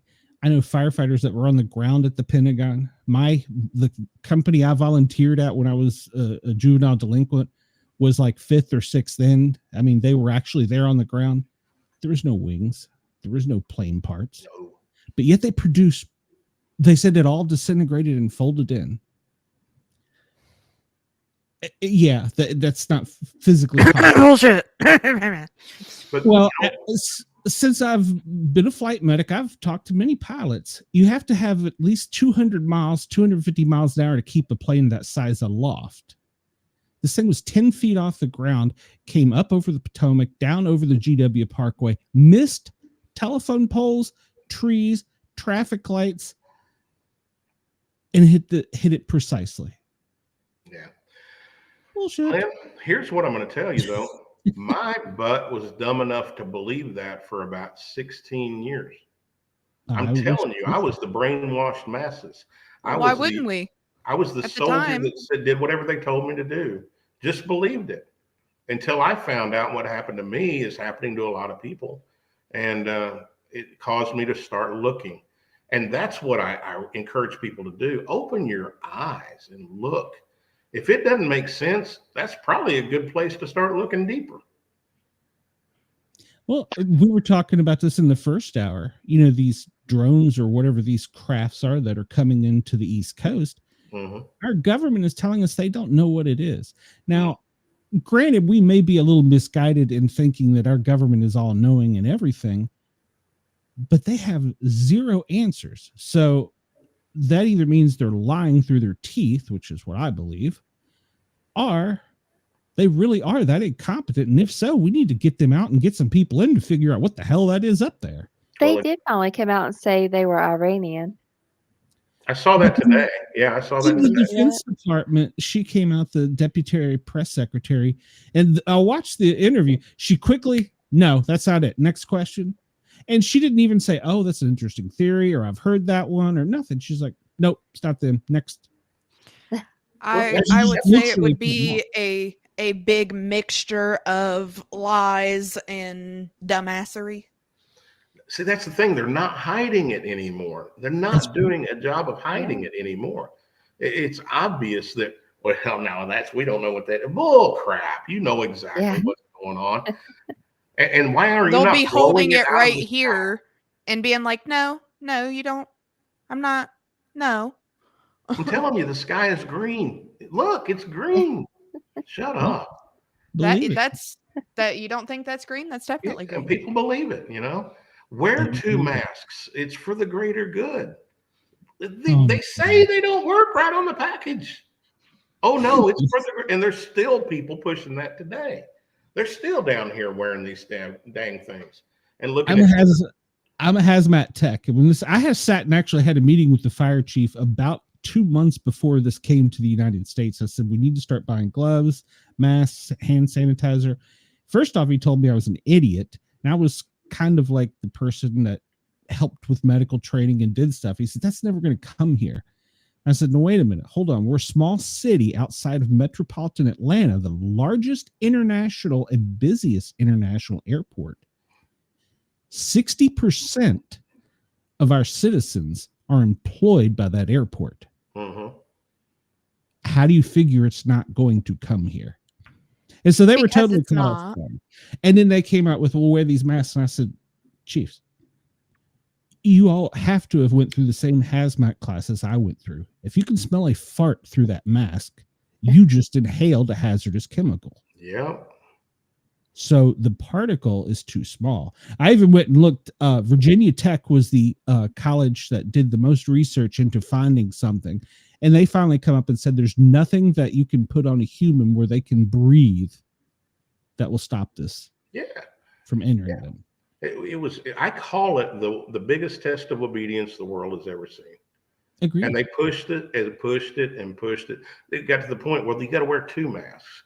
Well, just take the jab. You're not going to get the sickness. Or, well, you might get it, but you're not going to spread it. Well, you might spread it, but it's not going to kill you. Well, but if you don't wear them, you can't be here. That's right. You're going to lose your job if you don't do that. Hey, you don't get vaccinated. Find another job. And the 2 lives I remember, what's his name? The chief doctor in charge, Fauci said on screen, if you take this, you won't get it. Bullshit. Bullshit. You get a flu shot, you can still get it. I mean, come on. I mean, that historically that's been proven. So something we made in a Ford motor plant in 2 weeks is no. At any rate, we'll leave that for a little bit later. That lie got me. And then when they were talking about how you need to just stop and not be around people, what are you trying to do to us? Why are you trying to put us all in compartments? It's like we're going backwards. Seclusion. Yeah, exactly. I made fun of it when it happened. March the 22nd, I was at the gym. Everything was normal. March the 23rd, the world shut down in Fort Lauderdale. And I went to the gym. And there was nobody there. And we're talking about a parking lot that probably held 1,000 cars. And I just chuckled. I got my phone out and I started filming myself like I was in a zombie apocalypse movie. And I was running and I was dodging. Oh, look over there. Somebody's coming. And making fun of it. And finally, after I got tired of doing that, I turned around to the camera and I said, y'all, Americans are not stupid. In 3 weeks, this will be over. I've never been so wrong in my life. By 3 weeks, you meant 3 years, right? Well, no, I meant 3 weeks. I believed more in us than we deserved. I really did. I believed more in us than we deserved. But the great news, a lot more.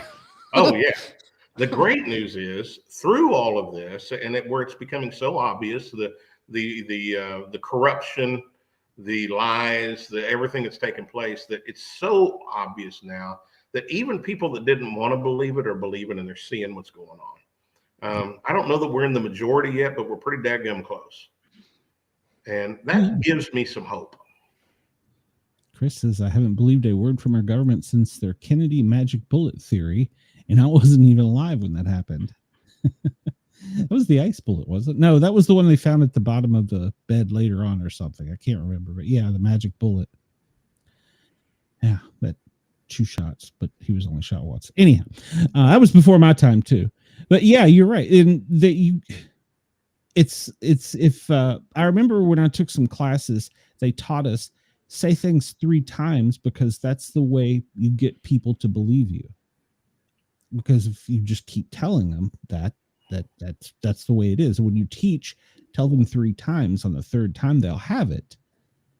And Did Tim Burton not teach us anything? Apparently, that was a military tactic, from what I learned later. That was, you keep telling them, repeating the same thing over.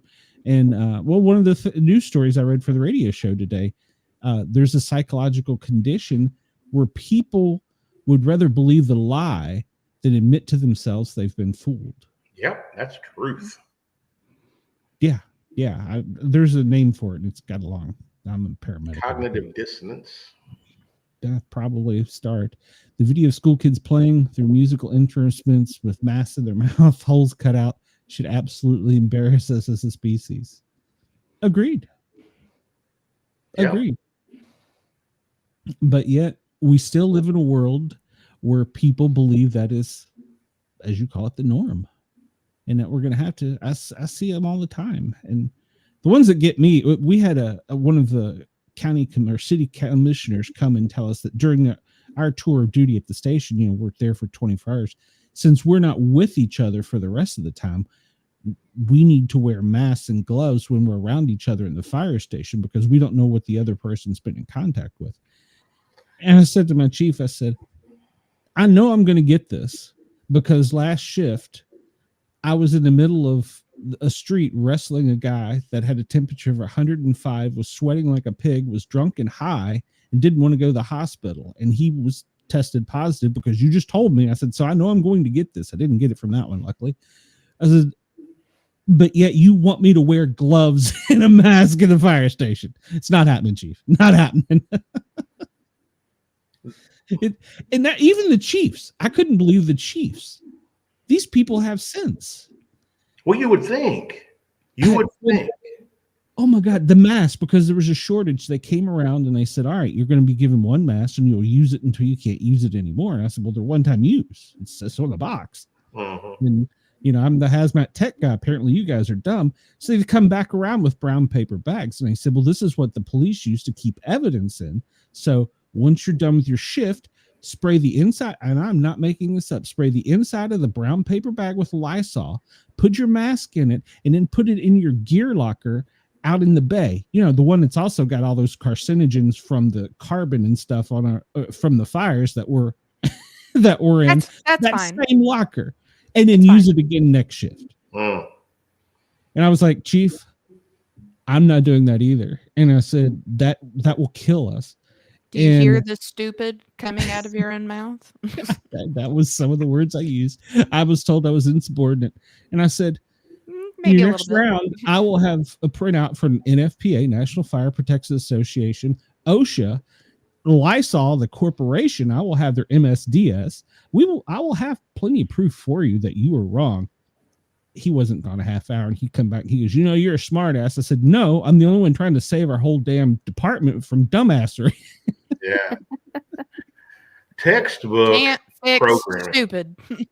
Yeah.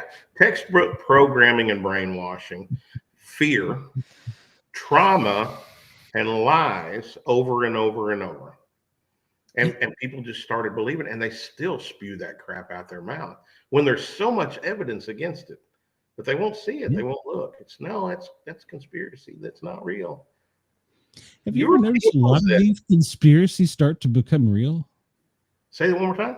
I said, have you noticed how a lot of these conspiracies actually start to become real? Almost all of them. It's crazy. Yeah. It's crazy.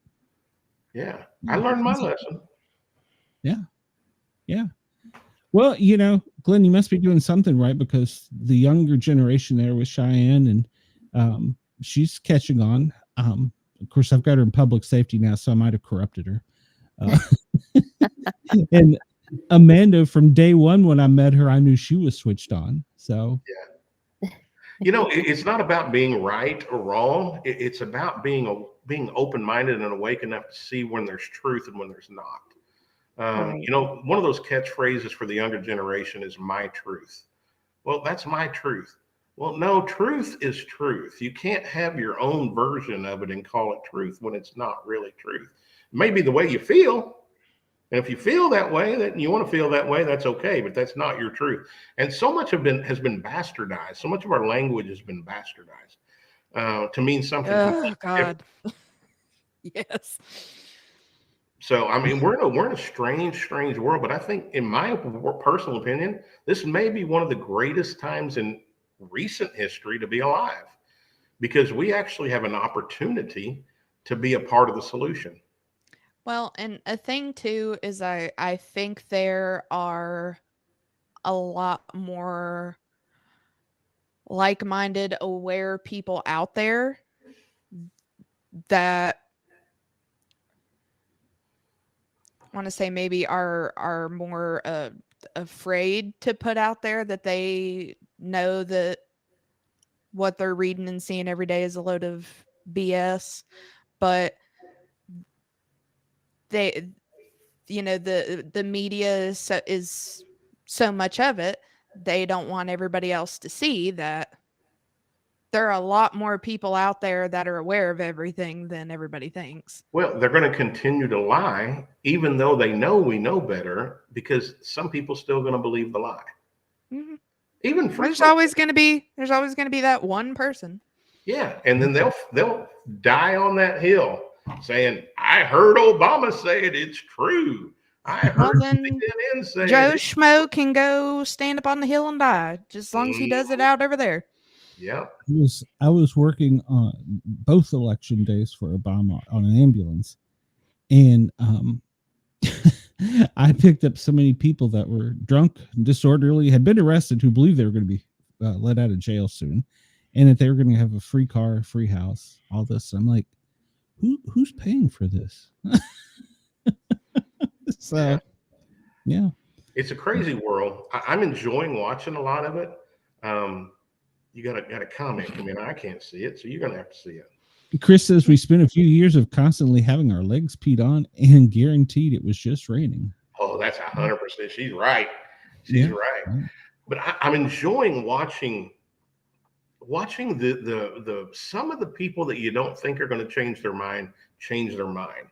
And one of the ones that I'm really enjoying right now is Joe Rogan. Yes. Joe grew up as a hippie. His family were hippies. He was left. But he's smart. He's not a dummy. He's smart. And he's got his eyes open. And I've watched him, and I don't watch his podcast very often, but I watch the clips all the time. You can see the evolution. You can. Yes. You can. And it's like his eyes were a little closed, and now they start opening up, and they're opening up, and now all of a sudden he's like, well, because you can see in the evolution too, the BS people he had on there, and now as the evolution is progressing, he's calling those same people out on their BS. Yeah. And he's seeing how crazy it is, the way he believed. Joy Behar, how you say that older woman's name? Behar. Behar, there you go. Good gosh. But called him out the other day on The View, saying, we used to have Walter Cronkite. Now we got Joe Rogan, who thinks that dragons were real. And one of the women said, "Well, did you double check it?" I triple checked that. He believes that dragons are real. And of course, Joe did a follow up on that. And he said, "Do you believe what these people are telling?" I would hug Joy Behar if I saw her, but she's just a liar. And it cracks me up. The people that were so closed-minded are now seeing that, oh my gosh, I was wrong. And he's one of them. And it's amazing to be able to see that transformation. It's almost and it's a big flip too, though. People that were so closed-minded have become a lot more aware, but then at the same time, you've got so much of the people that you thought were really open-minded and optimistic that are now not. Mm-hmm. But I think a lot of that has to do with yeah, I'm sure there's that entails some of it. I don't think Joe needs it. I think Joe's making his own mind up. But call me crazy, but do you see more peace in that man's face now than it was a few years ago? Isn't that weird? Yeah. Well, a lot. That's a good way to put it. Of peace, but like not so like Mhm. That's the only way that I can. wasn't That's the just only way. small. Yeah, All right. Like it, the Everybody- craziest tone down a little bit. exactly. Absolutely. He's not Alex Jones. And even he has his moments. Everybody at WDJY, WRFN, Radio Fairfax, New Mexico, California, thank you for tuning in. If you want to catch the rest of this episode, you need to come over and find us at the Sportcat shows. We're on Wednesday nights, 9 p.m. till, well, we run a little late and sometimes we get crazy. And then we also have a Saturday show, which are the Misfits, which, well, I don't even know how the hell to describe that. So make sure to check that out. And don't forget Monday night, our Two Witches, which has got Amanda and Shay in it. Hopefully they won't curse me. So come check them out and we will see you soon. Everybody else, especially the chat, hang on just 1 second. Good night, everybody. Don't go ahead, man. This is Robin Williams. I never listen to the Sportcat show. Okay, we're off FM. We can cuss now. So Fuck. Oh, shit. they've held this pent up. They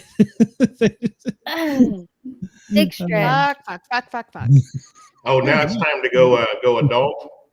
yeah. Titties. We get too carried away here. Well, you know, we were discussing in chat back and forth, Glenn, about the deep state. I never realized how deep it really went.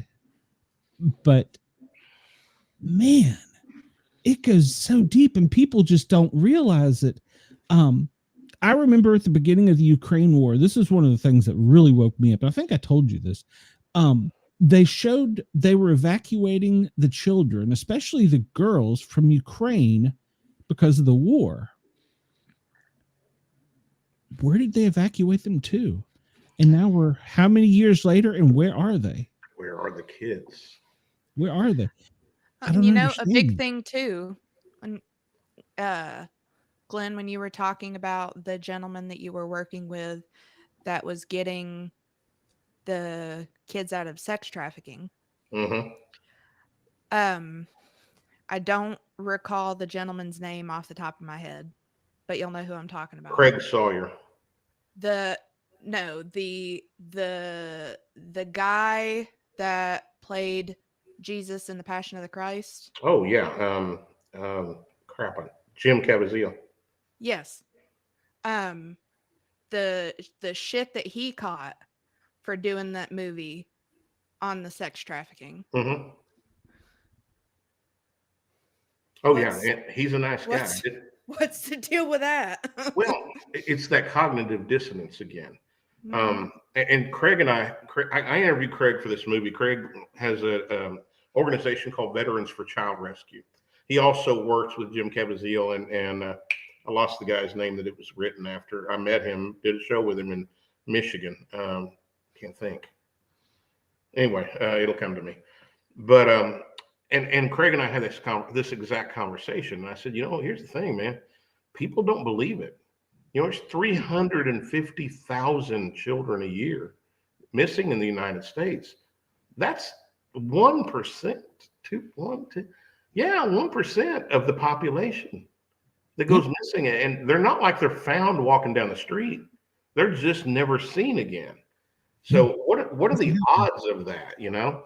And I said, why don't people believe that? And he said, there's really one reason. They can't let themselves believe that they've been lied to that much, that this country is actually the #1 consumer of child porn in the world, and there's no connection to their creator. They just can't imagine it's possible.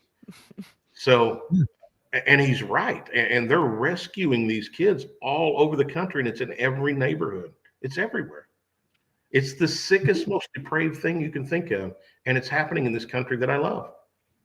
And it's not happening. I've got friends that work for 3-letter agencies. It's not happening by just somebody grabbing kids. I mean, that does happen, but they have technology. They will put up signals that kill cell phones so you can't call for help.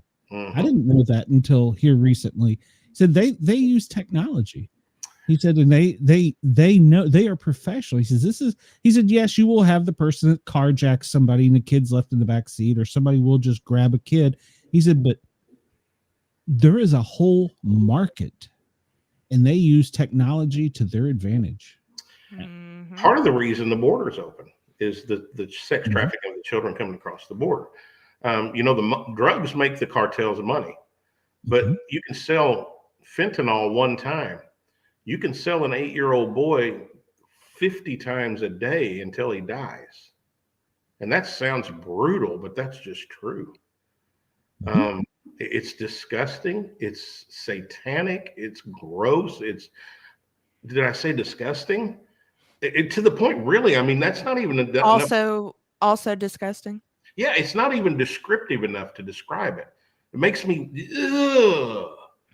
And there's men that are stepping up, and women that are stepping up and going into those trenches to rescue those kids. And I don't know how they come out of it not scarred forever. Craig is an amazing man, gentle man, but I wouldn't want to be on his wrong side. The only I could see that you could make it out of there and not be is the fact that you know what you're doing.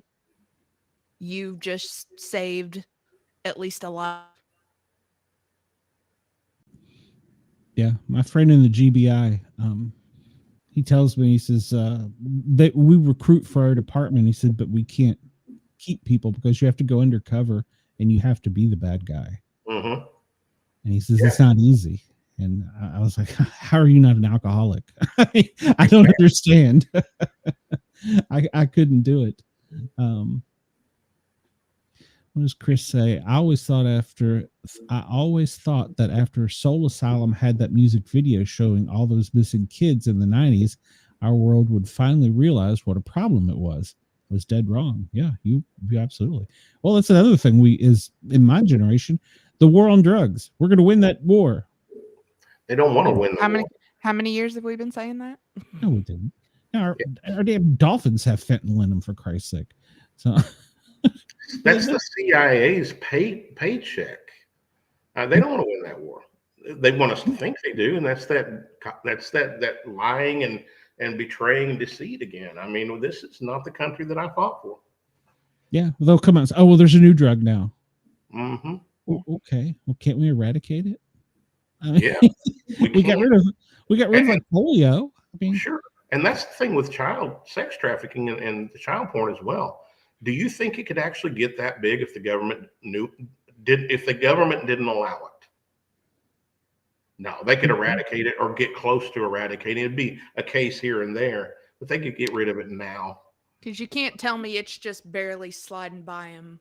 Nope. That close. Nope. We are in a corrupt society.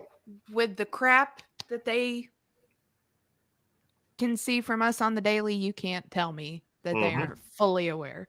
Absolutely, 100%. That's where we have to step up as Americans and say no more. And it comes from awareness, and it comes from being willing to be uncomfortable. It's not comfortable for me. I put everything I have into this movie. I didn't have to do that. I could sit back, had plenty of money, just enjoy, go sing a little bit, maybe do a tour. I didn't have to do this. And now I've got to sell it. It's uncomfortable for Craig Sawyer. He's retired SEAL Team 6. He served his time, yet he's out on missions all the time. It's uncomfortable. And we got to be willing to do that. And also, you can be willing to put a target on your back. My buddy Nate Kane. I don't know if you've ever heard of Nate Kane. He's an FBI whistleblower, former soldier. Worked for the Marines as a contractor, then for the FBI, and he walked out of the FBI with 458 documents that were top secret classified, showing enough evidence against Hillary Clinton, and the Clinton Foundation to put him to get away forever. And when Adam Schiff became the Speaker of the House, or the chairman of the Ethics Committee in the joints, I don't remember the name of it now, I went blank, but he was the one in charge. He buried it. All that evidence disappeared. and they came after him and tried to kill my buddy Nate twice. He was poisoned with a little poison underneath the door handle of his car. The second time, it absorbed through his skin. Spent 6 months with stroke-like symptoms before they figured out what it was. So it's not easy, but we are in a war, and it's not against left and right or Republican and Democrat. It's against that deep state and us. They don't care about you. No, Just it's all about money. Just a number. Wendell, you're right. It's yeah, well, okay. I clicked the government probably making money off of it. Well, I'm sure YouTube will probably pull a lot of comments. Facebook will as well. I mean, we see that every day. So. Oh, I didn't know we were trying to be careful. I apologize. No, don't. No, what you don't. I don't want to be. I want people to know. I want people to hear. I mean, if we get kicked off, it's just the fact that they'll try to censor everything because we'll go somewhere else. We'll go to Rumble. We'll go to X. Well, we're already on X, but we'll go somewhere else. I'll pick and choose my battles, but I want people to open their eyes and see what's going on around them. I don't want them to think that it's all fun and games, but you're a funny paranormal show. No, I want people to realize that we're kind of serious about some things too. And the big thing with me is the kids and this deep state. Some of the things that they're doing is just totally wrong. Absolutely is. CIA admitted in the 60s they were giving LSD to people. Sure. Yeah. Talking with John Teagan, who was left over there in Benghazi to die. The CIA is a big reason he was left there. It's every alphabet agency is corrupt at the top. Now, there's good people go in trying to do a good thing, but the ones at the top are bought and paid for, y'all. What's weird about the position God has put me in is I get to know people that directly can tell me what they know. It's not something I researched on YouTube or heard second, third, fourth, 27th hand. These are people that are involved. Straight from the source. Straight from the source. So can I project a plug out here real quick for your audience? I want you to 100%. Yes. Y'all, we are Hollywood. 9 out of the last top 10 movies were remakes. There's nothing new coming out of Hollywood. There's no creativity, yet we're spending billions of dollars. I'm going to selfishly ask you, go to finishthisfight.us. Buy this movie. It's $10.99. 50% of that profit is going to go to help a paralyzed veteran walk again with the help of an exoskeleton. If you don't like the movie and you want your money back, email me. I'll repay your money. I don't give a crap. But take some of that money that you spend poisoning yourself going through the drive-thru at McDonald's. It's less than a Big Mac value meal. And buy this movie and support some independent soldiers or veterans that are trying to make a change in this country. And I'll promise you this, you'll laugh. You might cry. You're going to learn something. And you're going to get to support a man that right now is paralyzed from the chest down. And our goal with this movie, financially, our goal is to get him on his feet. So finishthisfight.us. Go look at it. Give me a shot. And then tell your buddies about it. Absolutely. Do it. Please. All 3 of my fans go do that. So I joke, but you never get a hard number of how many people watch your show. It doesn't matter. It could be 1, and that 1 can change the world. Absolutely. You're changing the world. So you're changing everything. So, I think I said this once before, and the girls just kind of laughed at me, but with us, with our body, with one finger dipped in the Mississippi River, we hold the power to change its course. It goes around your finger when you put it in there. I mean, that's power. It is. That's power. I mean, I know it's deep and philosophical. Well, Glenn, let me ask you this. Since we were talking about the UFOs earlier, what do you think about them? About UFOs? Well, the things coming across into Jersey and Pennsylvania. I think that I don't have enough information to have an idea, but I do have enough information to know that we're not shooting them out of the sky. Yes. We discussed that. I'm big into listening to scanners and communications. Somebody caught a Coast Guard was being hassled or harassed, but rather by one of the UAPs coming in, and they called another Coast Guard ship. I'm not military, but apparently the other Coast Guard ship could shoot. So when they called them in, somebody else got on the radio and said, no, you do not have permission. Do not engage. Do not shoot. Yeah. And at first I was like, we're Americans. That's what we do, is we blow shit up. Mm-hmm. You know, why are we not? And then they come across with, well, we don't know its fuel. We don't know if it could have some kind of bioweapon. It could have a nuclear. It could. And I was like, okay, that makes a lot of common sense, but let's let it come in further before it does something. Then that makes all the sense in the world. It ain't like they didn't know it when it was over the ocean. Come on. Yeah. Oh yeah, you can't get a drone 50 feet off the ground without them knowing. Yeah. My pilots tell me that. Either the little drones you buy at Best Buy, you get it 50 feet off the ground, it's done send a signal to the FAA that it's there. Nobody may realize it till it gets to X amount of feet, and then it's important, or somewhere it's not supposed to be, but they know. So yeah, we're being lied to 100%. Don't have any idea. Maybe it's Iranian, maybe it's Chinese, maybe it's us. I don't know. But I know they're not shooting it down. Just like that stupid Chinese weather balloon that flew over a few years ago, and they wouldn't do anything about it. You got to be kidding me. First of all, let's say it really was a Chinese balloon. It was surveilling us then. Why let it even get close? Now, the America that I know, that I grew up with, Reagan, they just shot the crap out of that sucker. It wouldn't have made it nowhere. Yep. Even Trump. Oh, hell no. He's like, my red button on my desk is bigger and it works. Yep. Come on. I want that country back where we blow shit up. I really do. I miss that country. Then ask questions later. Mm-hmm. Cheyenne, you were never blessed enough to be a part of that. I don't know that I answered your question. I don't know, but I know it's not what they're telling us. Agreed. I can't, it doesn't even register in my mind how the government can tell us that they don't know what it is. Mm-hmm.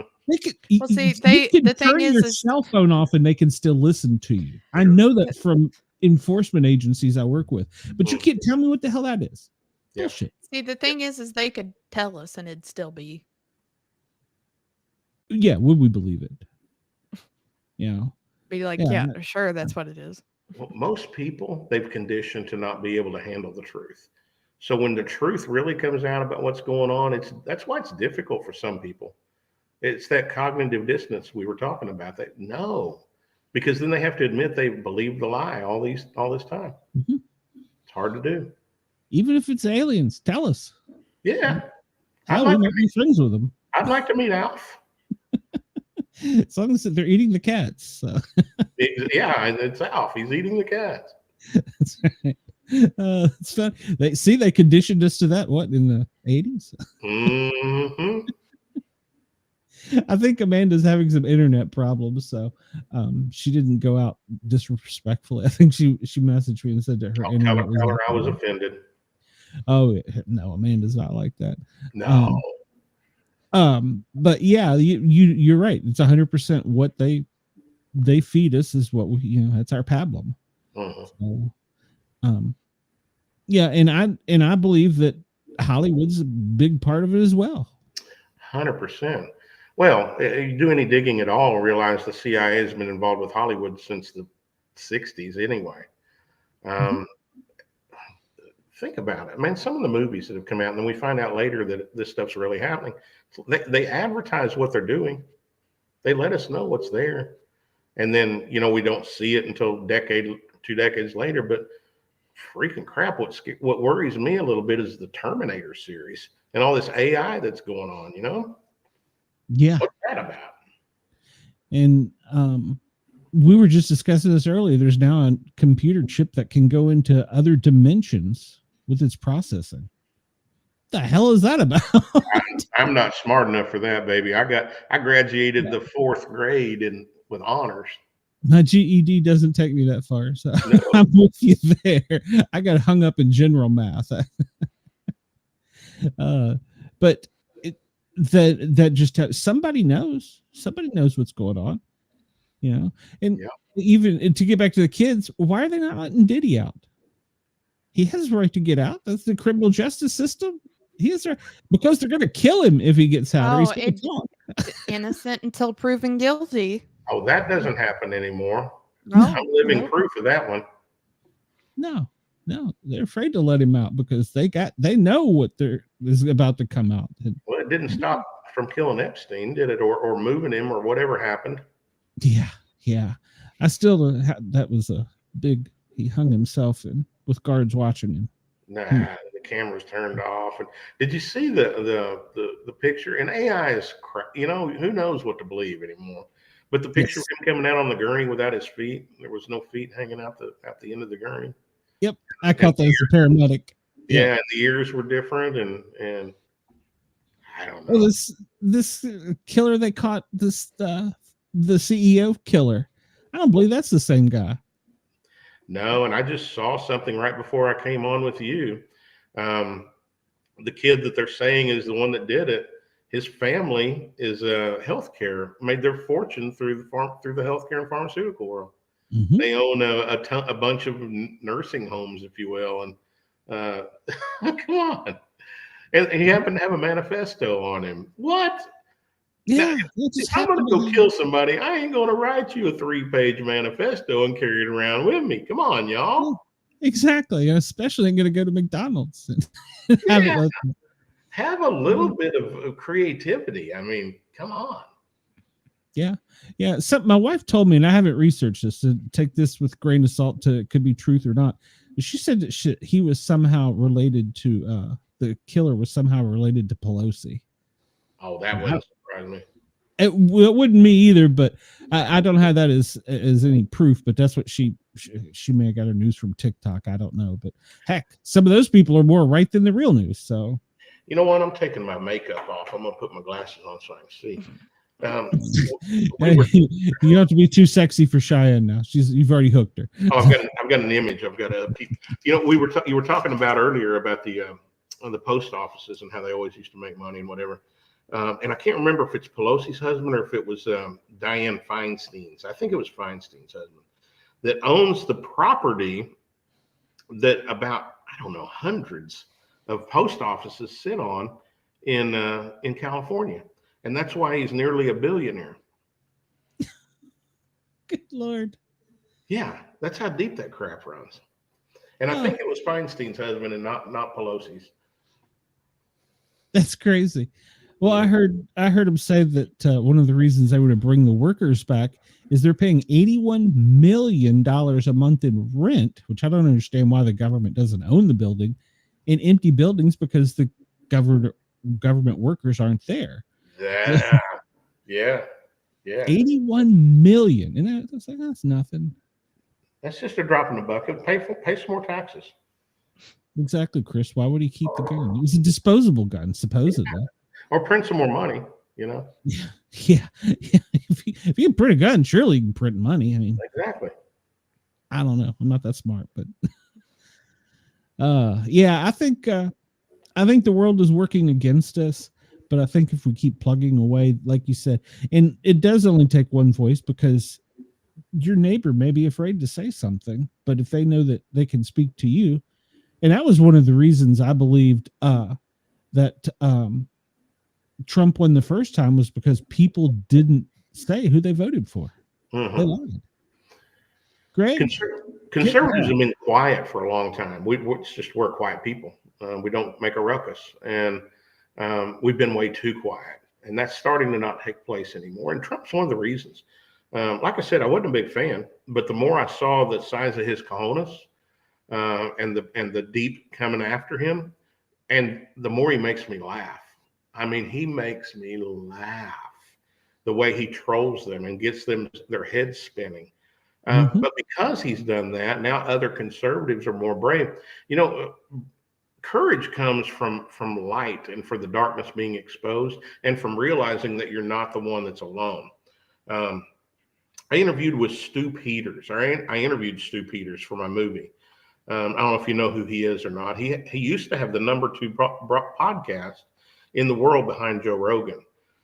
Very conservative, very loud, and he's also pretty controversial now too. But one of the things he said at the beginning of that is there was a time when he felt like he was on an island alone. And when I first started seeing what was going on, I kind of felt alone too. And I was doing some bold things and people weren't picking up on it. Well, man, I think we're starting to see some real momentum take place because you're doing it, because I'm doing it, because Trump's doing it, because people are doing it. It's okay now to join and be a part of it. You don't feel like you're alone.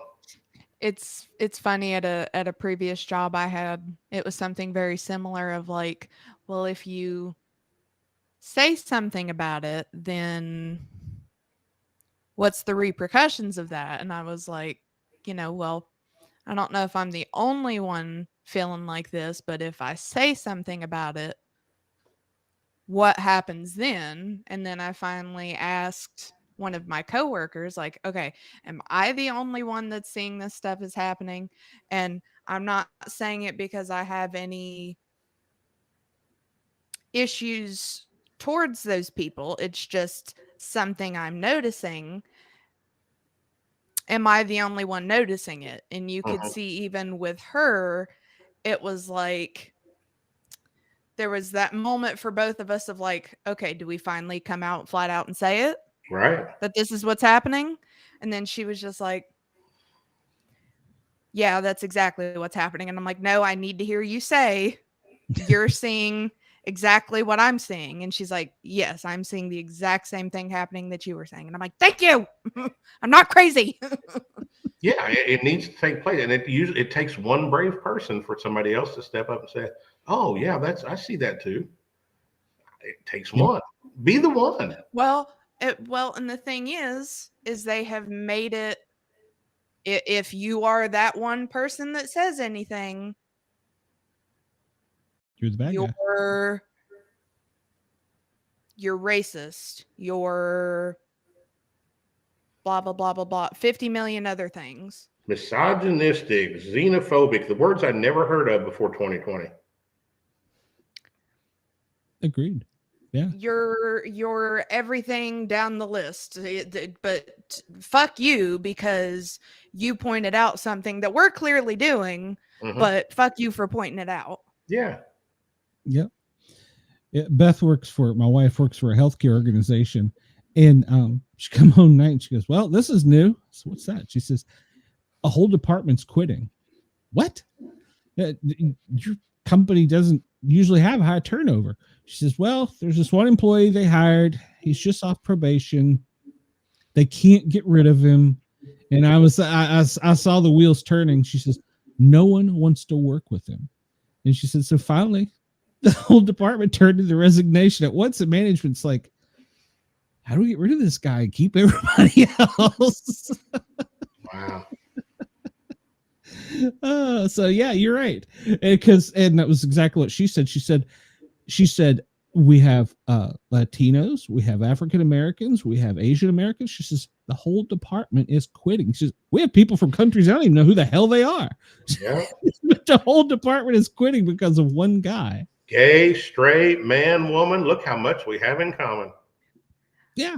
Yeah. Well, and the thing that I should have been blatantly aware at the time was how political the banking world was going to get. Ooh, but it was that quick. Mm-hmm. And then, well, because, as it started, screw you straight white males. We could do more as women because we needed we needed more of the opportunity. Fuck us for being straight white women. Now it started to be, then it was, okay, if you're a gay man or woman, then it was even turning on them. You had to be an African American gay woman with also blah, blah, blah, blah, blah. Before then it got to the point of the opportunities were only available if you fit all of these categories. Mm-hmm. And I was like, please tell me, for all the time that I have spent supporting, because we had a thing within our organization of That's right, Chris.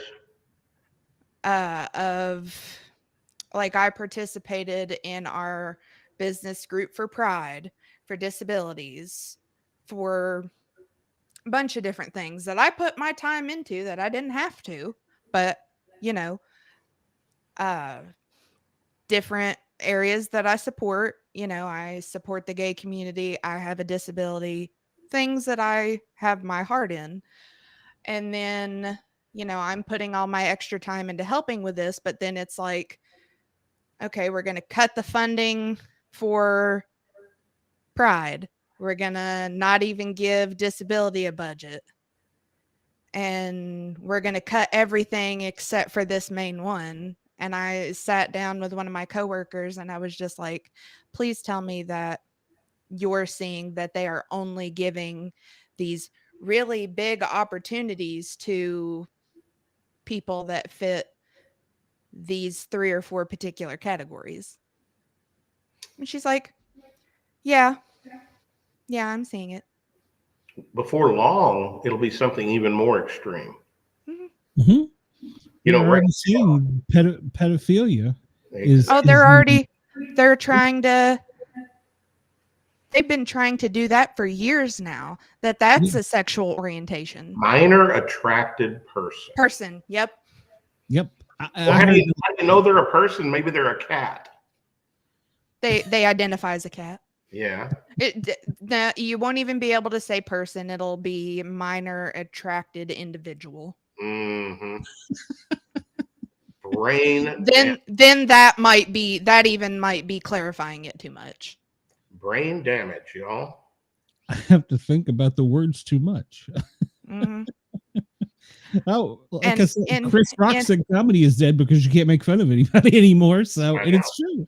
You know what? I want my own month. Short, white, over middle-aged man. You can't because you're male. You're straight and you're white. You can't. But I'm short and I'm got a gun. Yeah, but that's not needy enough. No. Gotta walk with a limp. You already meet straight white male, so anything else doesn't matter. Well, you know, everything's a pendulum, so maybe it'll swing back to me. You're gonna have to. How many years you planning on waiting? Disco will become popular before that'll happen again. Yeah. The gays will bring that back around for us. So I'm okay with disco. Yeah. You can tell by the way I use my walk. I still laugh when I see the pervert as Santa Claus on the banking commercial with the credit card dressed as Santa, John Travolta. I still laugh when I see I don't like him as a person, but I laugh when I see he's still able to do it and does it in a Santa Claus costume. I don't watch TV, man. I don't care. I haven't seen it. I don't like. It's probably for the best. I don't like to, but I've discovered as I get older, I have grandkids now, and I'm worried about them because with 2 of my kids, and if they're watching this, I'm sorry, but are brain dead. They believe everything that's just fed to them. Mm-hmm. You know, if the news comes from Facebook or TikTok, you know, at least. Well, and it's sad whenever you're looking at TikTok and you could believe that more than you could believe whatever you go watch on TV. True. Yeah, well, and then whatever the algorithm tells you on that, you know, like I grew up listening to AM radio and getting news and media information and stuff. Of course, there was real news. The best news I got was down at the barber shop when I was a little kid, listening to the old men talk. Yep. Well, and you know, and how many people said how bad my generation was. We thought it. I'm sorry, we did. You know, to be fair, a lot of us thought that about ourselves because there was a good half and half of those of us that were raised right and those that were just they're not going anywhere. What is your generation, sis? How old are you? Or ballpark? How about a ballpark? I'm 28. So okay, so you're still really young, but you're old enough to know better. At 28, a female's brain quit growing about 8 years ago. Yeah, you ought to have some sense. But there's a lot of brain. Well, I'm not. Oughta You may is very the well, but there's a lot of kids. well, as a generalistic for 28 fellow 28-year-olds, oughta is the key word there. There's more younger folks that are awake than I realized since I got out into the public with this. Because we generalize as humans, we generalize things, and well, all the kids are dumb. No, they ain't all dumb. There's a lot of them that are smart and awake and probably know a whole heck of a lot more than I do. Then there's the ones that are just brain dead, and they were probably raised by brain dead moms and dads to just follow the crowd, follow the herd, right off the cliff. We got to get past that to show people some truth that they can understand, and that's another reason why we're doing this movie. I come from I get a chance to go around the country and speak and sing. And I talk about freedom and I sing about God and country. But I do that a lot in these rah rallies. I've been invited to speak at several like Reawaken America tours and things like that. But most folks aren't going to go to that. And so how do you get the truth to them when all they're watching is mainstream media? Well, I think there are a lot more of them that are listening and paying attention that are just too afraid to admit that they are. Well, that's true, but you got to go to them. And so we go to podcasters and we go to this movie. Diary of a Pissed Off American Soldier is pretty daggum intriguing. I would want to know what that is. Mm-hmm. This isn't anything about truth and waking people up, or it's finish this fight, Diary of a Pissed Off American Soldier. And we're going to get that into people's hands. They're going to be entertained. They're going to go, what? I didn't know that. And all of a sudden, ding, ding, ding, the light goes on. Yeah. Well, I did notice blah, blah, blah, blah, blah. Yeah. Well, we had a couple weeks ago, an independent movie director on, and he said himself, he says, these independent movies are going to be the way of the future. He said, because nobody's buying what Hollywood's selling anymore. Nope. So, well, you can't trust it's well, it's nothing original, and you can't trust a thing from them. Nope. No, and why are you going to want to put money into somebody's hand who's a pervert? Yeah. That's my feelings about it. Mm-hmm. So. My buddy who perverts, who knows what hands are in the drug trafficking, the child trafficking. And if we even look back to the stuff that I grew up on, look at Quiet on Set. Look what Disney and Nickelodeon did to so many kids. And we're supposed to believe that, crazy Amanda Bynes, it was just all the drugs and everything went crazy. Look at what she had to go through. Mm-hmm. Yep. Yeah. Disney and is have we seen Dan Schneider get anything for any of that? No. Disney is horrific. Hollywood is horrific. Mm-hmm. I've got my buddy that directed this music video on this movie, very talented, was taking a script to Harvey Weinstein the week before the Me Too movement. And God stopped him. He said, no, you don't want to go there. And he didn't go. It would have been neck deep in the middle of that world. Yeah. And that's a big question to me. Everything that happened that came against him, why is the same thing? And granted, it was a lot of my childhood, so that holds a little spot to me that I'm a little sour on. Everything that came and happened against Weinstein, of everything he had his fingers and toes dipped in, why hasn't anything happened to Nickelodeon? People don't want to see it. They don't want to believe it. You can't tell me that Dan Schneider had his fingers in the pot more than Weinstein did. Mm-hmm. We are about to see a revolution, and a lot of things are going to be changing. I foresee it. I think your buddy was right. Independent film and independent music's going to take over because the music scene's horrible. I mean, It's not original. not original. It's awful. When I called this guy to do my music video, he's like, I don't really do music videos. And I sent him the song, and he's like, oh, that's a whole different thing. That's telling the story, But music world is disgusting. And it's not just hip hop. Country music. No, it's everything. Mm-hmm.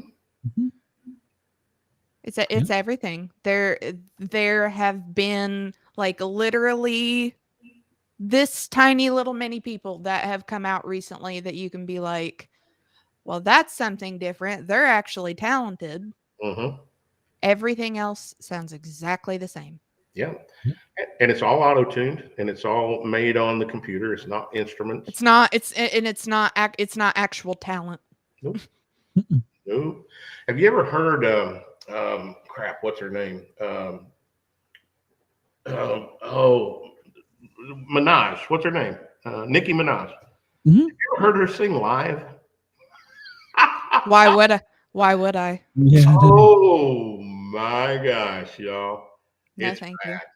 It is bad. They forgot to turn the just as fake as her ass. Mm-hmm. Yeah, they forgot to turn the auto tune on one time, and that was like, oh my word. But they do this all the time. They find somebody that they can buy, somebody that's sexy, or they can make sexy. They don't even have to be sexy. They can make them that way. That'll do what they're told to do. They're going to be promised this amount of money. Here's the thing: that money that they say they're worth isn't theirs. They get an allowance. So they get some of it, but it's not theirs. Look at Britney Spears. Sure. Yeah, Britney, bless her heart. Bless her heart. Disney girl. I have her book that I plan on reading. I am looking forward to that. Bless her heart. She was MK Ultra. Yes. 100%. 100%. Yeah, I agree. Christina still Aguilera. suffering. 100%. Miley Cyrus. 100%. Mm-hmm. Well, and even like with Britney's, because there is another Disney star, I can't remember her name, is doing a podcast where she had some other Nickelodeon people on who were on Zoe 101 with Jamie Lynn Spears, and how terrible even they were then. Mm-hmm. And everything that those parents let their kids go through. Oh, and sis, it goes way back to before you were born. I have zero. Well, Judy Garland. Sure. Shirley Temple. The little girl that died that was in the Poltergeist movie. She was, I can't even say it now, was raped to death, basically, is what killed her. Disgusting. And it's been going on for decades and decades, and well, longer than that. Well, and it's an odd shift when you sit and think about it, because like of how back then, how prominent it was to, you sleep with the director, you sleep with the producer to get the job, you do the drugs, you do everything, you're famous, blah, blah, blah, blah, blah. It was very open and prevalent. Then it gets hidden away. And then here it is coming back like it's coming full circle again. Yep. Sure. I mean, it stayed there the whole time, but now it just went that dip under, and now it's coming to light again. Well, it's a drug, and I'm talking about entertainment. It's a drug. People don't. I remember being told decades ago that the TV was brainwashing us, and I'm like, shut up! I'm going to watch the TV. I don't. But it's true. I turned the news off well over 20 years ago because I didn't like the negativity. It wasn't for the reasons that I would do it now. I didn't like the negativity, and through that, I didn't catch the brainwashing as deep. Now, I was still brainwashed until I went through to jail and all that crap happened to me. But then I started noticing and once you see it, you can never unsee it. And it's just there, And then you wonder, how did I not ever see that before? Well, There's something to be said about documentaries that are made by Hollywood. I kind of wonder about The Matrix. I think it's a documentary, more or less. We've talked about that. Yeah. I So, agree. it's an interesting time to be alive, y'all. It is. It is. And even I'll bring this back to the paranormal because I know you probably don't want to stay up all night, but even with the paranormal stuff's coming out that they say, oh, well, we didn't really believe that was real, and now they're finding out a lot of it is real. Mm-hmm. And it's, we've known about that for years. Yeah. So Glenn, have you got any paranormal experiences? I would say no. I have something I would call a spiritual experience from a childhood, and I don't know if you would consider it paranormal or not. And I was young. I don't know, 5, 6, 7 years old, maybe, in the summertime, laying out in the grass, clouds over me. And I saw Jesus peek his head over and just smile. Now, that doesn't make sense because the clouds are miles away. I wouldn't be able to see it, but I saw it very clearly. Went inside and told my mama. And she came out and looked. Of course, he wasn't there, but clear as day. And I'm 57 years old and I still remember it. Yeah, that's paranormal. It's para beside normal. Mm-hmm. So I agree. And who's to say it wasn't? Who's to say? But I can tell you, I felt peace. There was no fear, and it was just like, "Hey, Glenn," he didn't say anything. What's up, buddy? Hey, Glenn, just checking on you. And it makes you wonder if all the people in the world, what the heck was he looking at me for? You know, What?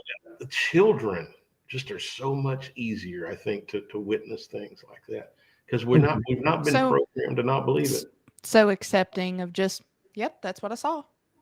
Well, it's one thing I've said working in the medical field. How do we know that these people that aren't mentally retarded, I hate to use the word, but have problems, how do we know the things that they're seeing aren't real?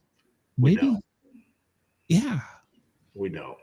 Yeah. And then we give them a pill. Mm-hmm. That never made sense to me. I'm like, how do we know? I mean, we can't communicate with someone. So how do we? So we just give them a pill to make it go away. That's like when I was attacked by the dog. Well, to tell you, I heard a voice in my head said, "Don't get bit." Apparently, I'm a slow learner. I got bit. Afterwards, it told me it was going to be okay. It would only hurt for a little while, and it would be okay. And I argued with myself. That was another reason for starting this podcast. Who the hell was in my head? Who was talking to me? And why was I too dumb to not listen? I'm a slow learner, like I said, but that was because you're a stubborn ass. Well, I mean, yeah, I was going to kick that chihuahua. I was looking forward to it, but that's another story. Yeah, how do you know? What was that? Yeah, was it my guardian angel? Was it my grandpa? Was it? I don't know. So that makes you wonder. You probably can tell from talking to me for an hour and a half or whatever it's been. I'm a believer, believe strongly that God loves me and that I'm born again and all that stuff that goes with it. And I am. I've had a lot of spiritual experiences, but that's the only time I've ever seen anything. But I've had some amazing things happen that just can't be explained. And so I truthfully believe most Christians don't really know what faith is because we're very comfortable. And faith doesn't normally come in comfort. It comes in trials and troubles. Mm-hmm. And I've learned through the last 12 years of my life, when I've had some really serious things take place, that God promises me he's gonna watch out and take care of me. And I'm only here temporarily anyway. 57, maybe I got 25 years left, maybe 20, 25 years of good health. I'm going to live my life trusting him. But he's proven it time and time again. And here I am after losing 7 years ago, losing everything, in the best position I've ever been in my life. So because everything's going to be okay. It's going to be great. And I believe if we were more like children, not where we can just be misguided, lied to, and led away. God gives us a little bit of sense for a reason. But if we would look at things we see more like children and say, okay, I don't understand that, but that's kind of cool. I think we'd experience more things. I agree. And they say that the veil between whatever is next or dimension is getting thinner and thinner because people are waking up to things. And there's people coming in power that are learning the secrets that have been held on to for years. That's a whole other rabbit trail there, bro. Well, Yeah. I was gonna. I mean, I I was don't gonna know that say- I'll go the whole flat earth thing. I don't know about that one, Well, but Well, I was gonna say it would be very interesting, different conversation for a different time to have with you, Glenn, on your thoughts on how close we are to things. To things like end time things, or I think we're closer than we were yesterday. Mhm. And not as close as we will be tomorrow. I don't have any idea where that time is. I will tell you something I believe to be the truth, though. I think God is giving us as a nation a second chance right now. I think we were real close to, and we still are close to losing what we became accustomed to. But it's not just us; it's the world. The world is freaking crazy right now. It's just there's some force coming against us right now. That force being, in my opinion, is controlled from the enemy. But if we have to call it something in the physical, it's not even the deep state. It's higher than the deep state. I believe there is an Illuminati that's been around for centuries. I believe there is a plan of people that want to control the world. And I think we're in a fight right now. The song that I wrote, No New Normal, the third verse says there's a war going on that we cannot see, and it's happening all around us. I truthfully believe we are in a war right now. And it's a spiritual war as well as a not physical bang bang war, but it's an informational control war that's happening right now. And the Bible talks about that taking place. So I don't know. It could be 1,000 years, or it could be not far away. But I do believe God has given us a second chance here in this country right now. And it's not going to be easy. Because they just keep trying to, little by little. Yep. Take a little here, take a little there. Yeah. you know what? My Well, wife, they won't when she notice. was in nursing school, also worked in the mental health field, and she had an elderly black male as one of her patients. And she said, I don't think there was a thing wrong with this guy. She says, I think he was just old and his family didn't want him there. And she said, we were sitting there one night talking because she had to sit one-on-one with him. And he said, do you know why we're not getting ahead? And she's like, I don't understand. She said, I wasn't trying to get into the race thing. He said, it's crabbing. He says, if you're in the pot and it's boiling, you don't know you're dying. And the ones that are getting out, the ones down there don't want you to get out, and they're pulling you back down. Uh-huh. And she said that has stuck with her whole life. And, you know, that this guy had enough forethought, and she really believed that his family was just trying to go on your old, and he was smart enough to actually pass that wisdom on to her.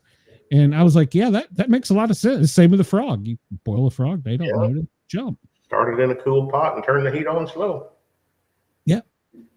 Yep. We're in a crazy Well, world. they don't know they're dead. Mm. Yeah. No.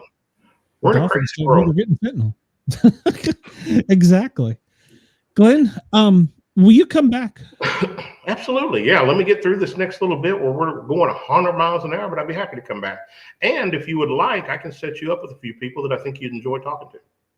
I would 100% like it, because I'm like I said, I like to keep the paranormal light. I call it an entertainment light show, because I like to have fun and laugh and cut up too. Not every show can be dead serious. I mean, We'll see if we can get Rocky Stucci. Rocky was my publicist for several months, and Rocky used to be in the middle of the paranormal world. You'd enjoy talking with him. He's a wild man. Hey, bring it. I'd We love do it. love wild. Yep. We do. Look up Stucci Media, STUCCI media.com. And I'll let him know that I was on here. Okay. I'm writing that down so don't forget, because I'm getting old. But you're younger than me, so I resemble that remark. Yeah, well, you know, we were talking to Cheyenne, and she's just starting her career in public safety. And I told her, I said, I think I have forgotten more than I ever learned. So, I said, please, as long as the hypnotist comes on and he doesn't wipe what I just had to learn this whole week, then. And I have a story about the hypnotist. He got the time zones mixed up. He's in Australia. So he actually came backstage, and I'm like, dude, you're supposed to be here an hour earlier. He's like, well, I can wait till after Glenn. I'm like, no, I don't want to keep you up. It's like 1 o'clock in the afternoon there. Right. He's like, and he went and looked. He's like, no, I screwed up the time. I'm sorry. I said, please tell me you'll come back. I said, because we've never had a hypnotist. I don't know that I believe in that stuff. And I said, the girls were absolutely dying to have you on. I said, so he's going to come back. It was a time zone era. He's got an interesting, he went through hell. I'll send you a copy. Glenn, give me your email. I'll send you a copy of his book. It's a free book. He does it online. He went through hell and was imprisoned and learned to control his mind and be able to control other people's minds while he was imprisoned. And now he does it for good now. And for entertainment too. I think his full-time job is working on a cruise line as an entertainer. I think it's his full-time gig. But yeah, he's Is he also part-time as a Robin Williams impersonator? No, I need to get him back too. We've had some great guests. I've had Miranda Maverick. She's an MMA fighter. Robin Williams impersonator. He was in Twister, the movie. We've had some great people.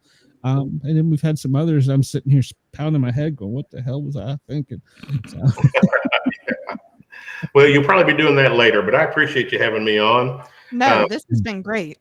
Finishthisfight.us, another plug. Finishthisfight.us. Come support us, guys. And I want to talk to you about becoming an affiliate too. I got to get a website, so I don't know how to do that. So I got to. Did I send you a link? I don't remember. Did we create one? I'll look it up when we get done. You told me we were thinking about it, and we would see how it went after the show. But yeah, I read about that, and I really want to, but I don't have a website, and I've got to get a website. Jesus, so I'm behind in technology. So. Yeah, you probably would need a website so somebody could click a link to make it worthwhile for you. But we're happy to do it if you want to. Okay, cool. And I think it's a great cause.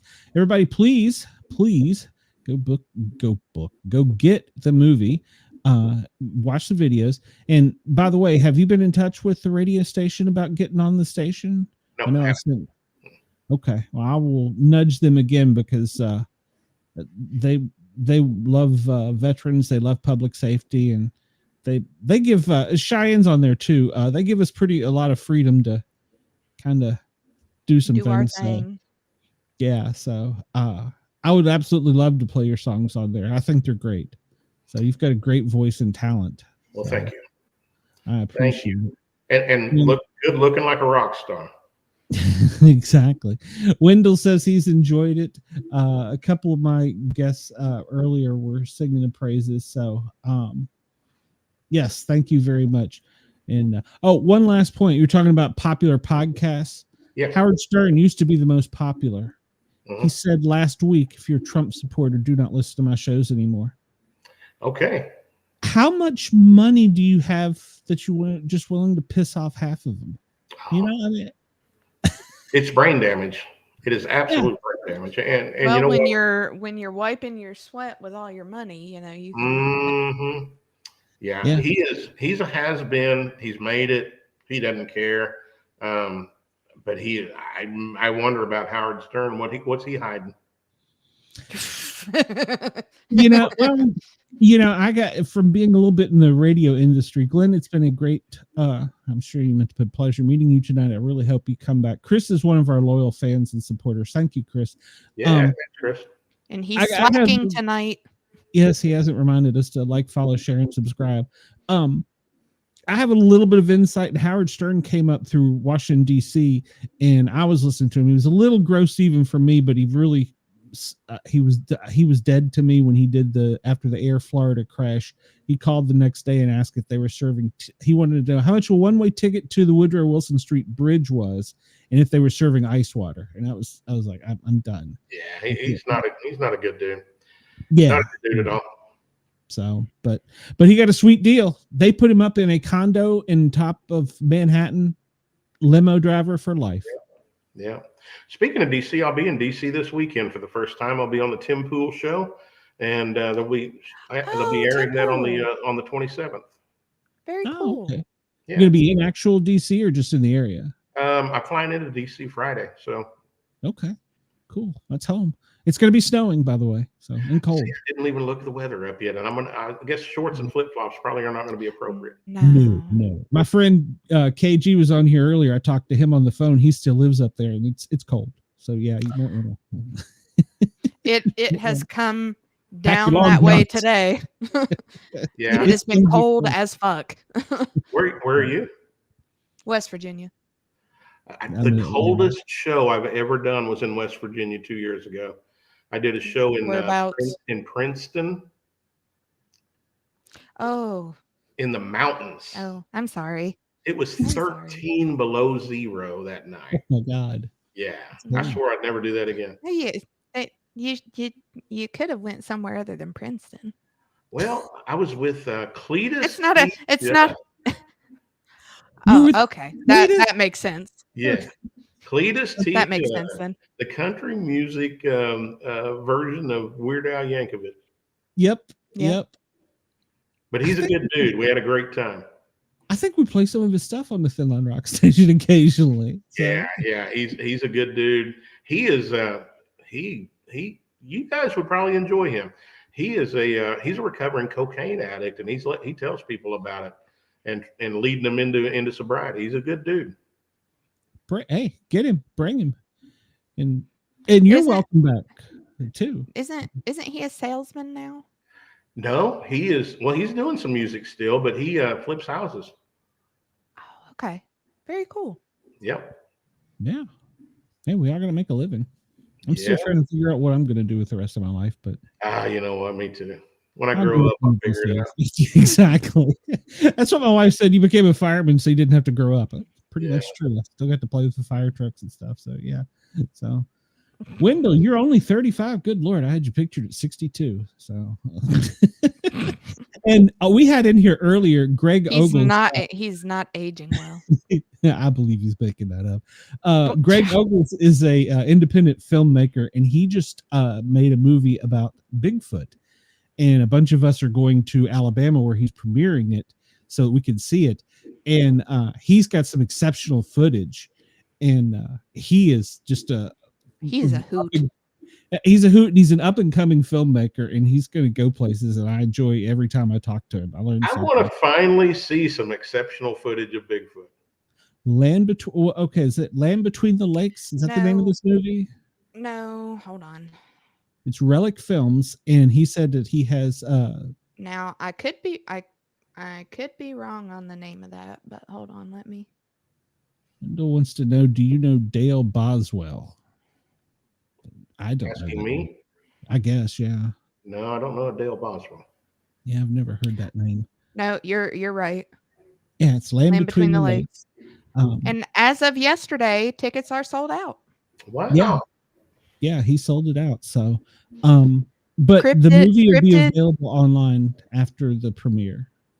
Great. Cryptid Expeditions: The Land Between the Lakes. Yeah, he said he has some great footage. He wouldn't tell us all the secrets, but I know he said that he got an outline, he got thermal, and he could see the eyes of one, and he was scared. So and here he is trying to bring me out with you all. Jesus. Oh, come on. There's nothing in the woods that won't kill you. Just bring a gun. So. I don't know how to work a gun, Glenn. Oh, that's right. That's right. You have what is it? You have a paintball gun or I have an air pistol. Oh, Jesus. Girl. Never too late to learn. She's in public safety. They're going to corrupt her eventually, and she'll get a Glock. Hey, I just work in a dark hole and am a night shift vampire. Okay, leave me be. You got one of the most important jobs in public safety. When people call for help, you are the first voice. So, and it's and I've got to report their penile issues over the radio. I'm glad we didn't talk about that tonight. yeah, it's a total different subject, Glenn. That's for those old people. We don't talk about that stuff.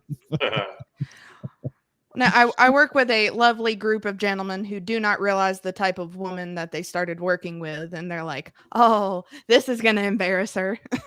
Oh, and it does not. You embarrass I'm them. like, you Mhm. fuckers. Let me find out you have brothers.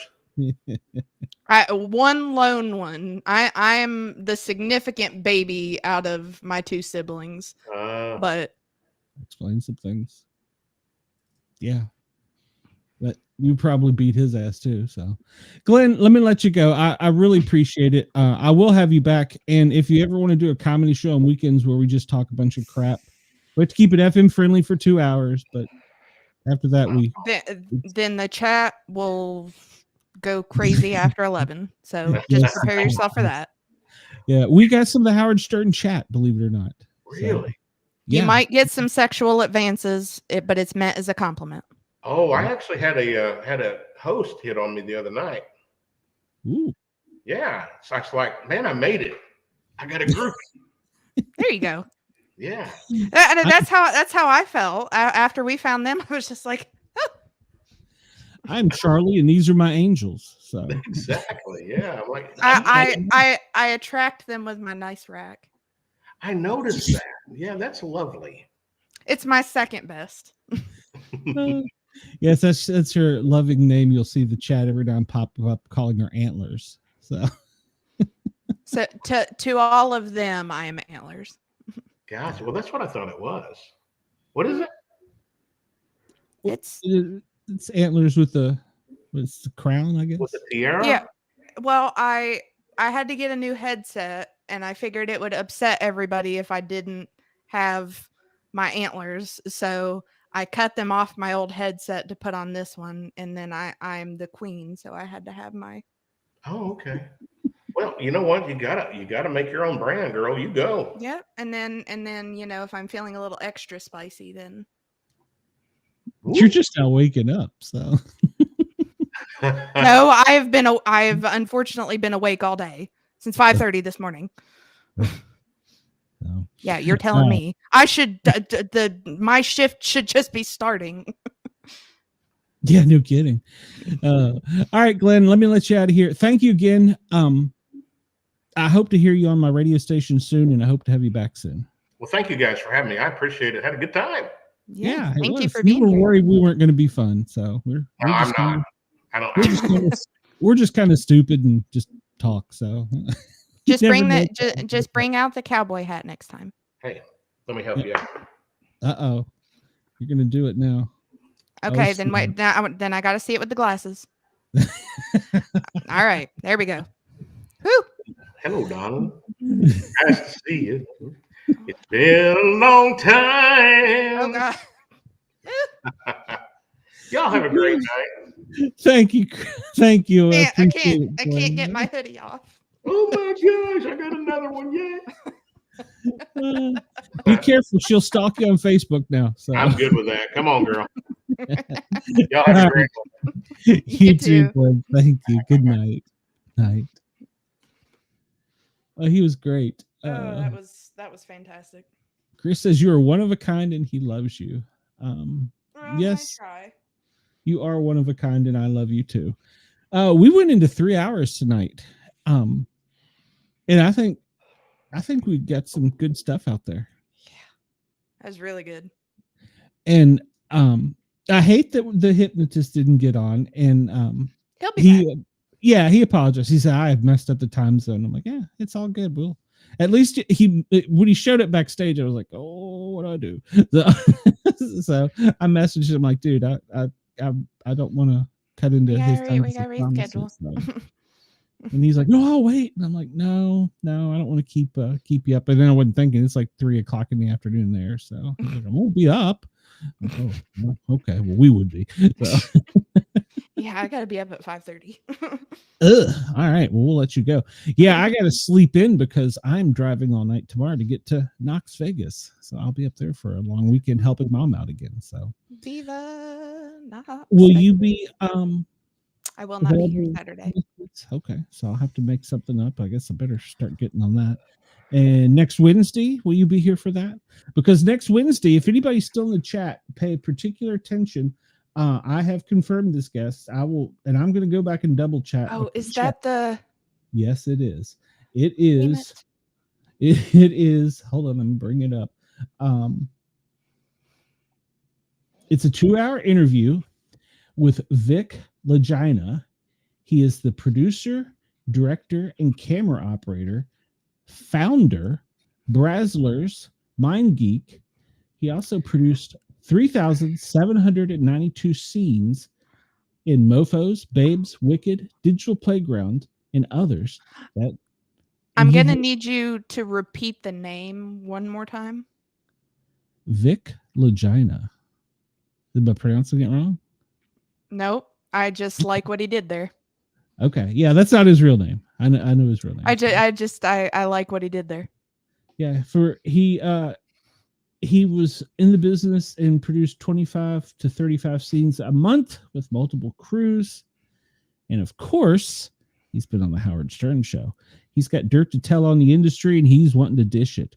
And I asked about paranormal stories and he's like, oh, I got 2 hours. He specifically asked me, he said, can I have 2 hours? I'm like, well, normally everybody just wants to stay an hour. He says, no.